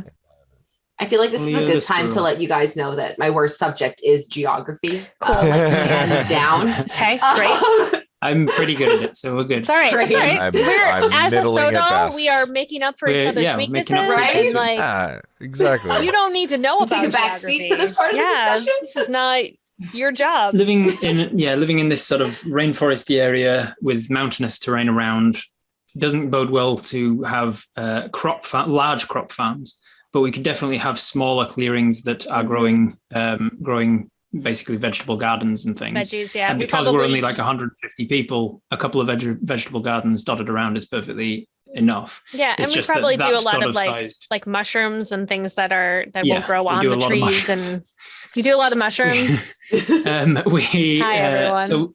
So we wouldn't need a lot of bison if we're not doing large scale agriculture. But we would probably supplement. Are we vegetarian or not? I think is the next question, because if we're not, then we need some sort of incoming meat. So either hunting or livestock farming. I feel like we're probably not. Probably not. I don't know why I think that. I would agree. Yeah, I just feel like logistically, if we don't have access to like huge like farming like a high source of protein. I think one of the reasons why I feel like we're not is because we did make a big deal out of how we don't eat reindeer. I think so too. True. And if we were a vegetarian society, then that wouldn't matter. It wouldn't come into play. I'd be like, we just don't. Yeah, right. Good point. So we're not as a group, as a Sodal, we're not vegetarians, but vegetarians exist among the Sodal. Oh sure, yeah. I'm sure there are people who choose that. Yeah, so if we're not a vegetarian Sodal, then we are having some meat incoming. Is it coming from hunting or livestock? Kind of both, probably, but which is predominant? Little column A, little column B. Which are we more focused on? I think we do probably have like people whose job in the Sodal is to be hunters. Like that is probably I felt I was leaning towards hunting as well, because it kind of leans in with us making weapons out of antlers in order to hunt. Yeah, right. So we're mostly hunters, which would mean that our pets are usually stuff that would either protect the Sodal while the hunters are out, or they're stuff that can help us on the hunt. Either way, they're usually like dogs and foxes and larger, slightly more intimidating animals. And then the cute ones of those, like the pups. So it could be that we have fox. We could have had hunting foxes. I kind of like the idea of that. What about Nolia the pup? That's what I was about to say. Yeah, like, Nolia the pup, and it's like a fox pup. I think that's cute. Well, little foxes are called kits. Kits. Oh, Nolia the kit. Nolia the kit. Oh, named after really the baby foxes. See, don't you just want to tell her all your secrets? I do. So about the post-game meeting that we usually have. I have to say something. I'd like to start when I was 5. I found it's one of those where like you can call them pups or kits. Pups or kits. Either one works for foxes. I like the I kind of like. Okay. Nolia the kit. Which one do you like? Nolia the kit? Yeah, they're both really cute. Yeah, they're both good. Well, Nolia the nugget. Nolia the nugget. Nolia, when I was a young boy, my father took me into the city to see a marching band. No. Okay. So we're going with Nolia the kit. You're the kit. Yeah. All right. Lock it in. So I like the idea as well that we do have like hunting foxes that are bred for the same use as like domesticated dogs came about. Right. We just went with our ancestry went with foxes instead of wolves. Mm-hmm. Can I just throw out there right now that Deji definitely has a pet fox? Mm-hmm. Like I just want that established. Like, not changing. Yeah, I mean, Cool. I feel like if Nolia's name is Nolia the kit, I feel like she probably has like trained foxes. Like she probably has several that like she's like the fox whisperer for the thing. Maybe where there do you go get your foxes from Nolia? Maybe it's more of like a big cat area, and the things that we would have been able to domesticate were foxes. Maybe like oh yeah. I love cats. So because no there's wolves just like in the area. They're not wolves. It's like just foxes. Yeah, I like that. It's like large lions foxes and stuff. Oh yeah, are they oversized? Are they bigger? Are they like dire foxes? Dire foxes, yeah. Big. I don't know. Big ones. I'm fine with either way. I'm gonna just say yes to big ones? dire foxes. Yes to the dire fox. Thank you. Like there are normal sized foxes, but there are also dire foxes. How would we? The problem with that, as cool as it is, the problem is then how do we prevent our dire foxes from killing reindeer? Because they would. We don't. Oh, we don't have the dire. I thought like we would have normal foxes. And there's like our like dire there are dire foxes. Dire foxes exist in the world. They're like the ones that we have not domesticated. Right. Gotcha. Right. So we've domesticated the wolves foxes versus the puppies. Yeah. But we sure do try every once in a while. Yeah. Still. Like, well, maybe I could just somebody's trying to domesticate a dire fox. Yeah. And like we have a legend Nolia. about like maybe like the one person who did. You know, it's like part of our legends, but no one of current living has a domesticated dire fox. Right. And you can like, and I imagine after like over generations, you train them not to hunt or go after like certain animals. Like you discourage that behavior, but then you encourage it towards others. Because I don't think that we would necessarily like if you see a dire fox in the woods going after a reindeer, I don't know that you then kill the dire fox, because there is that sort of understanding within our society and within like that fire is necessary. Like we didn't do it for nature do exactly. Yeah. It's like you see that happening as much as you're like, that's unfortunate, but you leave it be. But you're not going to intervene with it. Yeah. Right. Unless you're hunting dire fox at the time. Yeah. Right. I mean, exactly. Unless you're hunting a dire fox, you're like, 2 in 1. We would probably eat those too. That would be a source of meat for us. Would be dire foxes. Cute. Yeah. Probably. Generally speaking, like obviously this is real life talking, but we can ignore this if it's not. But generally, you don't hunt carnivores because there's like a percentage drop off of right, nutrition. because you need the further you get from the sun, prey animals. Yeah. Yeah. But I mean, I think probably if it has been a particularly rough season and that's what we can find, then we probably still do. Yeah. You eat what you can eat. For sure. It also doesn't I love it. do This is going well.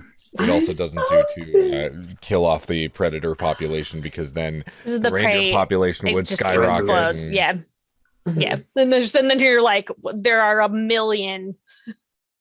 Well, it's all reindeer and you can't hunt them. we are overgrown with bunnies, and there's nothing we can do. That was cool. So we do. I also game. think it would be good for us to name our weapons. Oh yeah. Do we have the weapons that we are given the names of? Do we literally fight with the ones sword that you, shield, whatever one that you are wielding with because of your die type and your role in the thing? So that is the weapon that you have, and you may name it. Do we have a naming convention? The weapons? We don't have to, but is there something that we traditionally do? Is it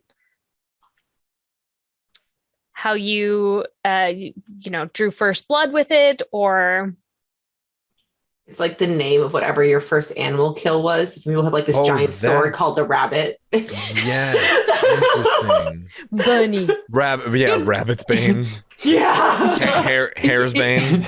You're telling me your dagger's really called elephant? Come on. No, I swear to God, my little dagger's called elephant. Trust me. It's crocodile. I swear. Yeah, this is my giant fox slingshot. We'll say if you have a sword that's killed a rabbit, that was the first kill. You're very quick with that sword. Super quick. That's a good strike. Yeah. Actually, not a bad name for a sword. Shield. Or they could just have names that are not that as well. Yeah. No, but I do like that it's an action that you've taken with it. I think that I am going to play off the fact that my name is about a fox, and they sort of nip at things. So I think my knife is called Nipper. Ooh. Yeah, I like that. Like that. What is my? Oh, it's the spear. Spear. Okay. Ooh, I think I'm gonna whatever, because I actually got this inspired because Patrick, you said stone earlier. I think her sword is actually named after whatever the mountain that we are living at the base of is named, because she likes to think of it as unmoving as she is. Ooh. Nice. I like that. So now we have to name the mountain. We'll have to name it. Okay. Yeah. Which I was not prepared to do, but right? Down the road. Mount, would it be like? Would it be named after, would there be a legend around it? I feel like. So, I mean, perhaps it's a mountain range, right? We talked about it being mountainous, and perhaps the mountain, if we're going with to sort of tie into your thing that is that you are strong and unmoving and steadfast, perhaps the mountain range is called the Spine. Spine. Yeah. So her sword is just the spine. Oh, that's terrifying. Yeah. That's really and it's cool. because it's also oh no, she calls her sword the backbone. It's the backbone. Nod to the spine. She has I like that. I like that. The backbone. She's old backbone and I are just vibing here. Is Deji the kind of person that will chat with her weapon? So how sometimes you have that friend where it's the nonverbal communication, you see them looking at each other and something's happening. I think that they actually had that kind of a relationship. You see them looking at their sword occasionally, and I think when they're trying to decide something, that's kind of their rituals. They pull out their sword and they almost look at their sword they're silently deliberating with the sword, and then they come up and they're I've made a decision. But it's the unspoken is kind of backbone and I have made a decision. I like that. Yeah, they don't say backbone and I have made a decision, but that's kind of the implication. Do you ever say we've made a decision? I don't. Deji never says it, but it's it's this weird unspoken, everyone in the village knows that's just that's the thing. Because I think what happens if someone really goes against her to the point of duel or combat, Deji's pretty capable, and it always Deji probably has other weapons as well, as anyone probably has more than one for survival. Sure. The backbone is always the go-to. And I think it's almost kind of like an intimidation factor. Like she knows that it is like when she like has made like a final decision, maybe she has a habit of kind of like laying backbone out in front of her, like, and then being like, here's what we're doing. That's not intimidating at all. It's fine. That's terrifying, and I love it. Right. And if you come to Deji for like more emotional advice, then like it's a very like Deji's a very like speak with actions kind of person, I think. So they'll like kind of like put like set backbone aside and then like lean in to listen. It's a very I feel like choice. It feels to me the way you are describing Deji that her love language is acts of service. Yes. Is what I'm hearing. Absolutely. I'm going to fix this problem for you. Yep. Oh, I will solve it. And if solving it means telling you how very wrong you are, then that is still my love language. Telling you messed up is me loving you. My act of service is reminding you that you're a dumbass. Exactly. And then I will help you fix your problem because I love you, but I will let you know that you are the problem. But you are the thing that needs to be fixed. Exactly. I will fix the problem until we acknowledge what the problem is.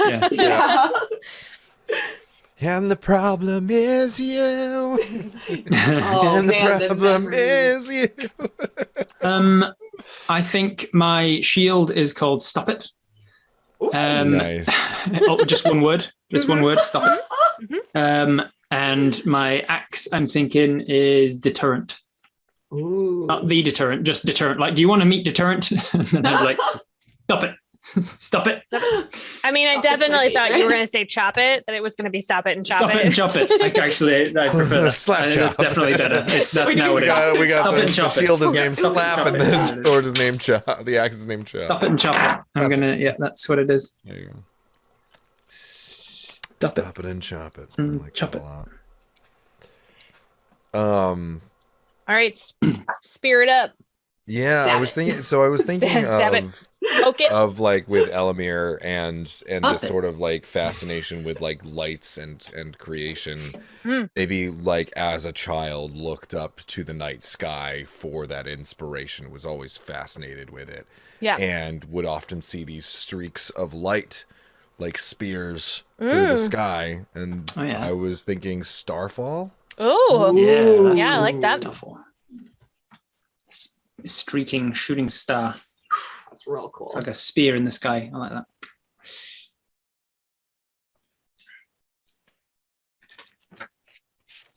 that. All right, so now we are setting the scene. And we need to set what the great event is. When we sit down to do our actual,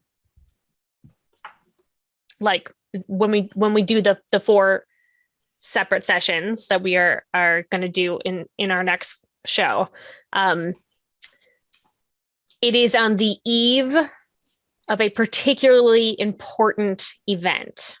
So the idea is that these storytelling gather around the fire moments happen before something very important in our Sodal. So what is happening tomorrow? Is it?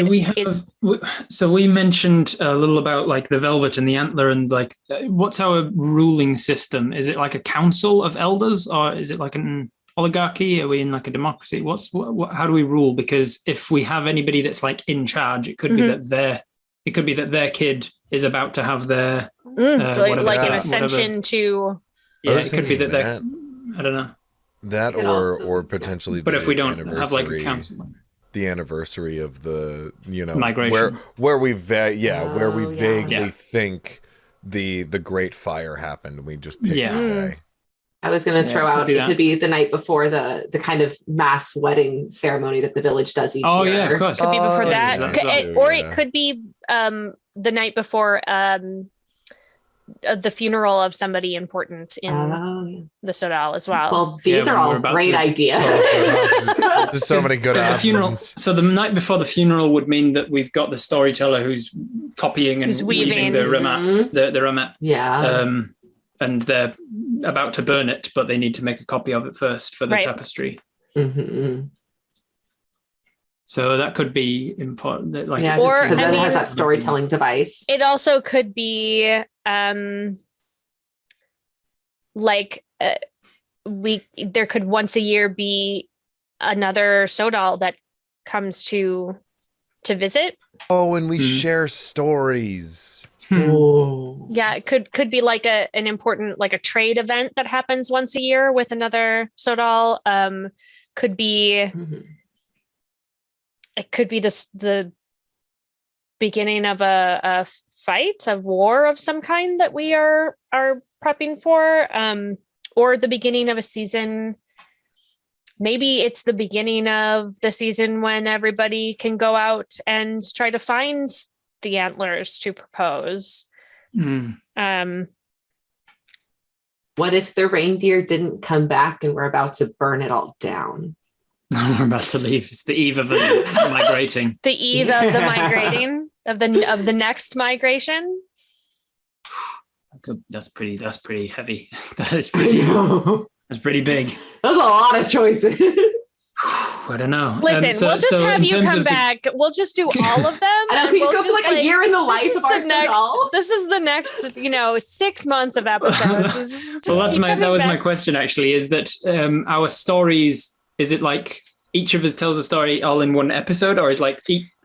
Yeah. So traditionally, because this is a shared GM experience, the way that I have always played it in the past is that each story is really only about 20 to 30 minutes. Right. It is meant to be you're sitting around the campfire, you tell your tale. There is still plenty of time for you to sort of pass that proverbial baton to your next person. Right. Because in all honesty, you are probably also working at the fire. And so like you probably shouldn't be spending 3 hours telling a story. You tell a story and then someone else picks up the thread and tells another tale. So then we would have this storytelling tradition as a purpose of passing on all oral traditions that we feel is important to our Sodal. And why would we need to do that? What is an event where it is important that our young folk have heard freshly in their minds the stories of our ancestors? I like the idea that the other Sodal coming through, like a migratory one, and so it's important to have fresh in the young people's minds who we are, so that we don't get tied, we don't lose ourselves in them and their Sodal. Well, and I would imagine that there's probably some trade of people as well. If there's a migratory Sodal that comes through, that perhaps, maybe there's some a bit of intermarriage at parts where we might lose some of our young people to them. So if we are indeed going to do that, then we would definitely want to make sure like they have all of our stories. These are our stories in case they before leave. You go off and in case you find somebody and marry them. You're silent, Patrick. You're silent. Can you hear me? Yeah, no, well, you weren't talking. You had a very intense look, and so you sounded like you were trying to say something. I thought you were mouthing words and I couldn't hear them. Oh, I was. Yeah, I was like, so that they can remember who they are and like where they can. Their mic could not have been picking it up. I'm sorry. Welcome back. Speaking too low for the gate on your microphone to pick up.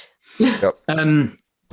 Yeah. Okay. So do we want that migratory Sodal thing then, or? Yeah, I like that. I like that. I think it's cool. Okay. Yeah.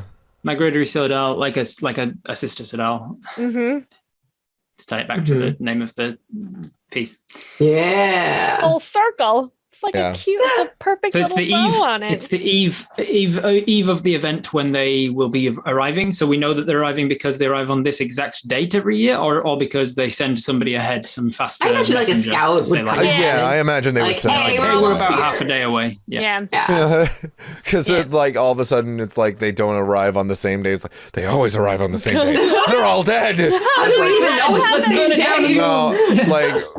How do we keep track of our days? I don't know. Marcy got sick on the way here. We had to stop. Sorry, we had to stop. It's We all took an extra day. Our wagon wheel fell off. No problem. Exactly. Okay, great. So how in depth do we want to go into this other Sodal? Can we at least say what animal that they're god. Animal they yeah. worship. Yeah, Maybe they have what's their something animal? a little big. Dire fox. Like you said, the crow. Dire foxes. Dire fox. That would be interesting because we acknowledge that in nature there is that obviously that predator prey mentality. Yeah. But then maybe we acknowledge that it's more of a, like, in the grand scheme of things, it's a symbiotic relationship because Maybe they're it keeps nomadic. both populations in check. Yeah, I quite like that they're nomadic and migratory because they are following the reindeer herd that we expect coming back. But they also know and acknowledge that if they were to kill and wipe out this reindeer herd, then they're out of food. They would have nothing to eat. Yeah. They're smart about it. They have to keep that alive. Unlike certain historical cultures that don't do that. Ooh. Gulp. Okay, so our next bit is to establish the relationships between the four of us. And there is a way that you can do this. We're going to do it. Everybody will have a D4 and you're going to roll it. You'll roll it 3 times. And that will give you, so once for each of your other members. And then I will give you what they are. So here's the thing. There are 4 choices: childhood companion, fierce rival, respected partner, and true sister. What's interesting about this is that the way that you feel about your fellow player does not have to be the way that they feel about you. So depending on how your roles come up. Yes, rival. I'm so true excited. sister. Yeah, somebody could think that you are their Childhood true friend, sister, and the fierce other rival. one assumes it views you as a rival. That's one of my favorite dynamics. Is I the love one that. person who is like, "Fight me! I must defeat you." And like, "Hey, buddy, how's it going?" So do we know Vegeta what relationship. each other roles, or do we get to figure it out? Yeah, Okay. And we'll do it for sure. So we have Nolia, Elamir. I love that. I love that so much. It's my That's favorite fantastic. dynamic. Can we start rolling? I'm so excited. I love absolutely. this. So tell me, well, you are Jazz, so we'll go with you first. So who are you rolling for first? You, Sarah, going down my list. Roll your D4. It is the number 1. We are childhood companions. Oh, so I think. So you think. Oh, great. That's so cute. Okay, and that makes sense with your personality. I'm like, oh, this is Incredible. Nolia. I tell her everything. It's fine. She's still the same size. Same size. Okay, Patrick is next on my list. Okay. It is a 2. You are fierce rivals with Elamir. This is interesting. That's very good. And then let's see with Tessa. Go ahead and roll. Tessa, Rob. It is number 1 again. Oh, also childhood companion. Oh, I just That like makes love sense with everyone me. except Elamir. But we don't know how Elamir feels about you yet. I Very know. interesting. All right, well, let's find out. Elamir, who are you rolling for first? Yeah, I'll go with Lexi first. All right, let's see. Let's see how Tessa feels about me. That's a 3, or how I feel. Yeah. You view her as a respected partner. Oh, mate. That's very funny. That's actually an awesome time. So we work together Digi. a lot, or like work in similar ways. Yeah. Who's next? Who are you going to roll about next? Oh yes. Let's go, Rob. Okay. 2. Tessa is your fierce rival. Yeah. Likewise. He's not good. He's like, I don't know. I rolled all twos. Why am I 2 people's fierce rivals? And they're different. All right, and then we've got you, Sarah. It's me. That's a 1. Childhood companion. Yeah. We all Everyone's think your Nolia childhood is our little, companion. like, best friend. Everybody loves I also rolled a 1 for you. You're my childhood companion as well. Great. Interestingly, I got pretty much this almost the same as Lexi because I got childhood companion for you. I got fierce rival for Patrick, and then I got a 4 for Deji the Deliberate. Oh, Dudgie's your true sister. True sister. So you can decide if that means that you are related by blood or if that is like a Yeah, like true sister, heart-wise. like my blood brother. Yeah. So for I'm so sorry, but Elamir, I just rolled that you Rival. Am I your rival? fierce rival. Yes! Let's ostracize Patrick from the game. So, but I mean, truly, you can look at that as like It can be positive. you drive do- everyone to be better. I do like the idea that both you and Deji think that I'm your rival, but Tessa and I know the I'm truth. actually your rival. Yeah, yeah. And meanwhile, I'm like, I love you guys. And you're like, I will defeat her one day. And then meanwhile, I'm like, I will defeat Tessa one day. a dynamic of characters in Brooklyn Nine-Nine that like there's I love that show. characters Yeah. that, you know. So yeah, Captain Holt and Wunsch who Yes. hate each other and they're rivals and stuff. Yes. And then in the more recent Oh, seasons, Yep. something happens and then he finds out So that good. she has another rival. And he's He's like like really, so he's really angry about it. Yeah. Like so So buttered. mad. Have you been cheating on me with our With rivalry? another rival? You're trying to ruin someone else's life. I do like that at some point, like Rob, you and I have that. You're like, have you been cheating on me? It's like, no. You're my true rival. No, I Listen, swear you're my true rival. I don't know what they're my blood brothers. They're my true They sisters. think it. Shh, don't just let him pretend. Deji, I rolled that you are my respected partner. Aww. And Tessa, you are my true sister. Aw. Childhood friends and true sisters. Everybody else is in a great relationship. And then I hate you.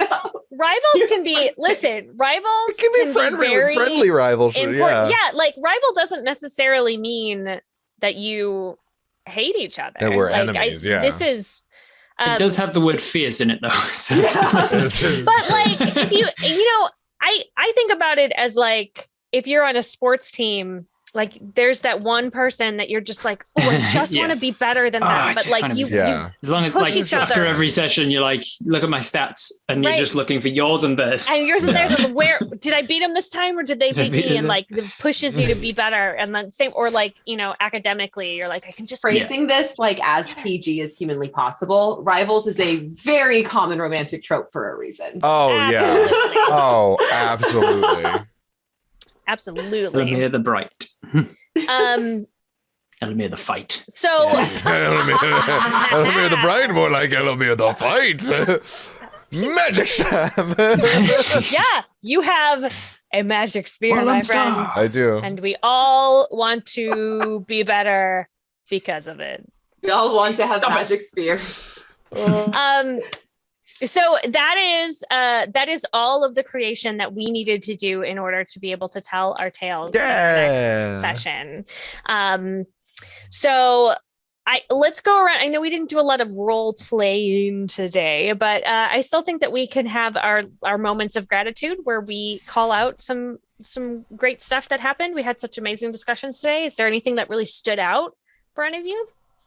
Oh my gosh, all of it. Yeah, so much today. We're doing this tomorrow, right? And the day after, we're just like the most difficult. with a completely new Sodal. I just want more and more villages in my world. That is the most difficult part of Moment of Gratitude is picking one. The one I'll go with. I'll just go on instinct. My gut instinct. My the one that stood out for me is stop it and chop it. I was like, I didn't think of that, and then you were like, I thought you were going to say chop it, and I was like, that's 100 times better. Of course, I was going to say Definitely that. that. I definitely was. I'm gonna go back in time 2 minutes and steal that like I'd said it. Can you edit this so that edit it so that I said it I was first. the one that said it. I'm gonna go with Rob and your creation of the Ramette in general. Yeah. That became like the foundation for so many different things. I think that was very, very cool. I found it something I developed over the years of like when I'm coming up with something new for world building for my games, I get myself a little too stuck on like, oh, there's this and there's this. There's like fire and reindeer, and then everything we do about that culture has to be to do with fire and I have to remind myself that people can have other things. There should be something else that comes involved, like something that's not related to those things, but they still do it anyway. And so that's why I was like, we should have. And then it became a huge part of it, which was great. Very cool. Lexi, I'm gonna say your inspiration of like the naming scheme and having like that thing that like your family calls you, but then like you have like another nickname that you are known as like throughout the rest of that culture. I thought that was a really excellent, poignant little like tidbit to add to it, and really solidified that idea, which became such a huge thing. So I thought that was really, really excellent. I have to say, I know that it was sort of right there at the end, but I just like loved so much that Patrick's everyone's rival. So good. I felt so bad when I like rolled it and was like, I can't believe that a 2 came up for you. 1 in 16 chance. It's just a good, 1 in 60 chance, and everybody rolled. Yeah. Yeah. It's what it is. It is what it is. Thank you so much for joining me at my table and really like getting elbow deep in this culture. Like Yeah. It's really fun. It's not a thing that I generally get to do with my players and or show to my players who are watching. Like I think it's just a really cool thing. I think a lot of like home campaigns don't even get this deep into everything. You're sort of thrown into it. You build your own character, and it's more about who you are than who you all are as a group. Right. And I think it's a very cool dynamic to do.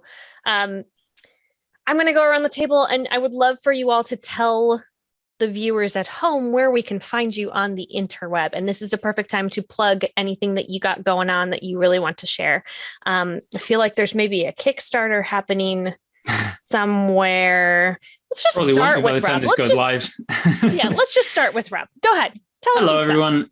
My name is Robert Hartley, GM. I'm a Dungeon Master, Games Master full-time. You may know me from Viva la Dirt League D&D on YouTube. I run that channel for them. We do have a Kickstarter going at the moment to expand Viva la Dirt League's repertoire, including a new studio where we can actually film D&D more often. So there's going to be a second campaign concurrently soon with an all-female cast, all-female and me. Then we've also got like green screen studios and stuff, so we can actually put out more and more D&D content. And I don't think that Kickstarter's still going by the time this goes out, but there's always like late pledges and stuff on Kickstarter. There's things that you can do to support us. Yeah. And then outside of Viva la Dirt League, you can find me on my own channel at twitch.tv/Robert Hartley GM. You can find me on Instagram, Robert Hartley GM. I'm good with marketing, so I've just used that name of everything. So Robert Hartley GM. Brand recognition is important. Yeah, you can find me on YouTube, Twitch, wherever. And I do Dungeons and Dragons mostly, but TTRPGs in general. Cool. What about you, Patrick? Yes, hello. I'm Patrick Keeffe. I'm a voice actor and a regular actor, other kinds of actor. I'm also a content creator. Voice actor, a body actor, face actor, face actor, hair actor, definitely a hair hand actor, elbow actor. Going through all the different, you can find me at That Gray Gentleman everywhere on the internet, TikTok, Instagram, Twitch, etc. You can find me here playing with Sarah occasionally, as this has become a regular thing. You can also find me over at the Writers Room 7th C, as I am sporting our brand new merch and our compass rose, which I'm very happy that worked out the way it did. We are going to be performing live at the beginning of April and at Chaosium Con. We're going to have a live show of the Writers Room 7th C, so that'll be fun. And you can also catch me performing in Actoroki at GaryCon in just a couple weeks, which I am very excited to share the stage with Sarah once again in person. Always in a good time. So exciting. One day, Robert, it could be a stretch goal for you for your there you go. You can get over here. When the world opens up again, I've got a lot of different conventions that I want to get to. There's lots of people I want to meet. For sure. Yeah. And Lexi, where can we find you? Hello, I am Lexi the First, pretty much across social media, TikTok, Twitter, Twitch, Instagram, the whole 9 yards. You can find me monthly on the Gilding Light Twitch channel, as I am part of this season's Actoroki as one of the players. We will be very soon, now that my baby is here and slightly more grown and I have recovered from that process. We will be introducing some more D&D content to my Twitch channel. A lot of it centered around actually my husband's homebrew world that we're really excited about. So make sure to find us there and everywhere. And I'm a cosplayer, so you'll mostly find cosplay content on my non-streaming channels. So yeah. Do that. Awesome. Follow her. She's a treat.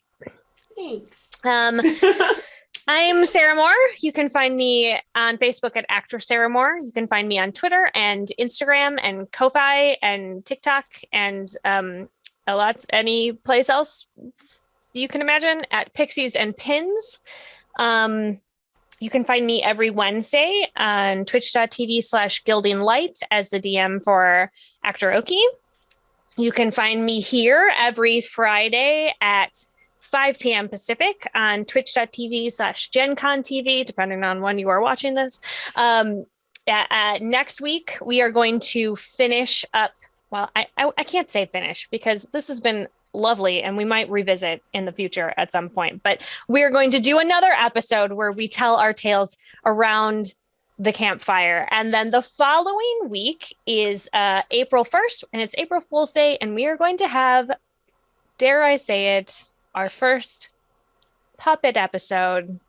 Oh dear. Shenanigans. The puppets are coming back. They're coming back. I don't know what we're playing yet because frankly we don't get a lot of playing done when there are puppets, but there will be puppets. You're welcome, everybody. Boy. Okay, so thank you all so much for joining me at my table. It's always lovely to have you here and see your smiling faces, and I love all of your creativity. And thank you so much at home for joining us tonight and watching. I think it would be delightful for you after you are done here to share a snack with someone in your household and to light a candle in our honor, perhaps. And as always, keep making art and keep being art. We will see you next time. Mwah. Bye.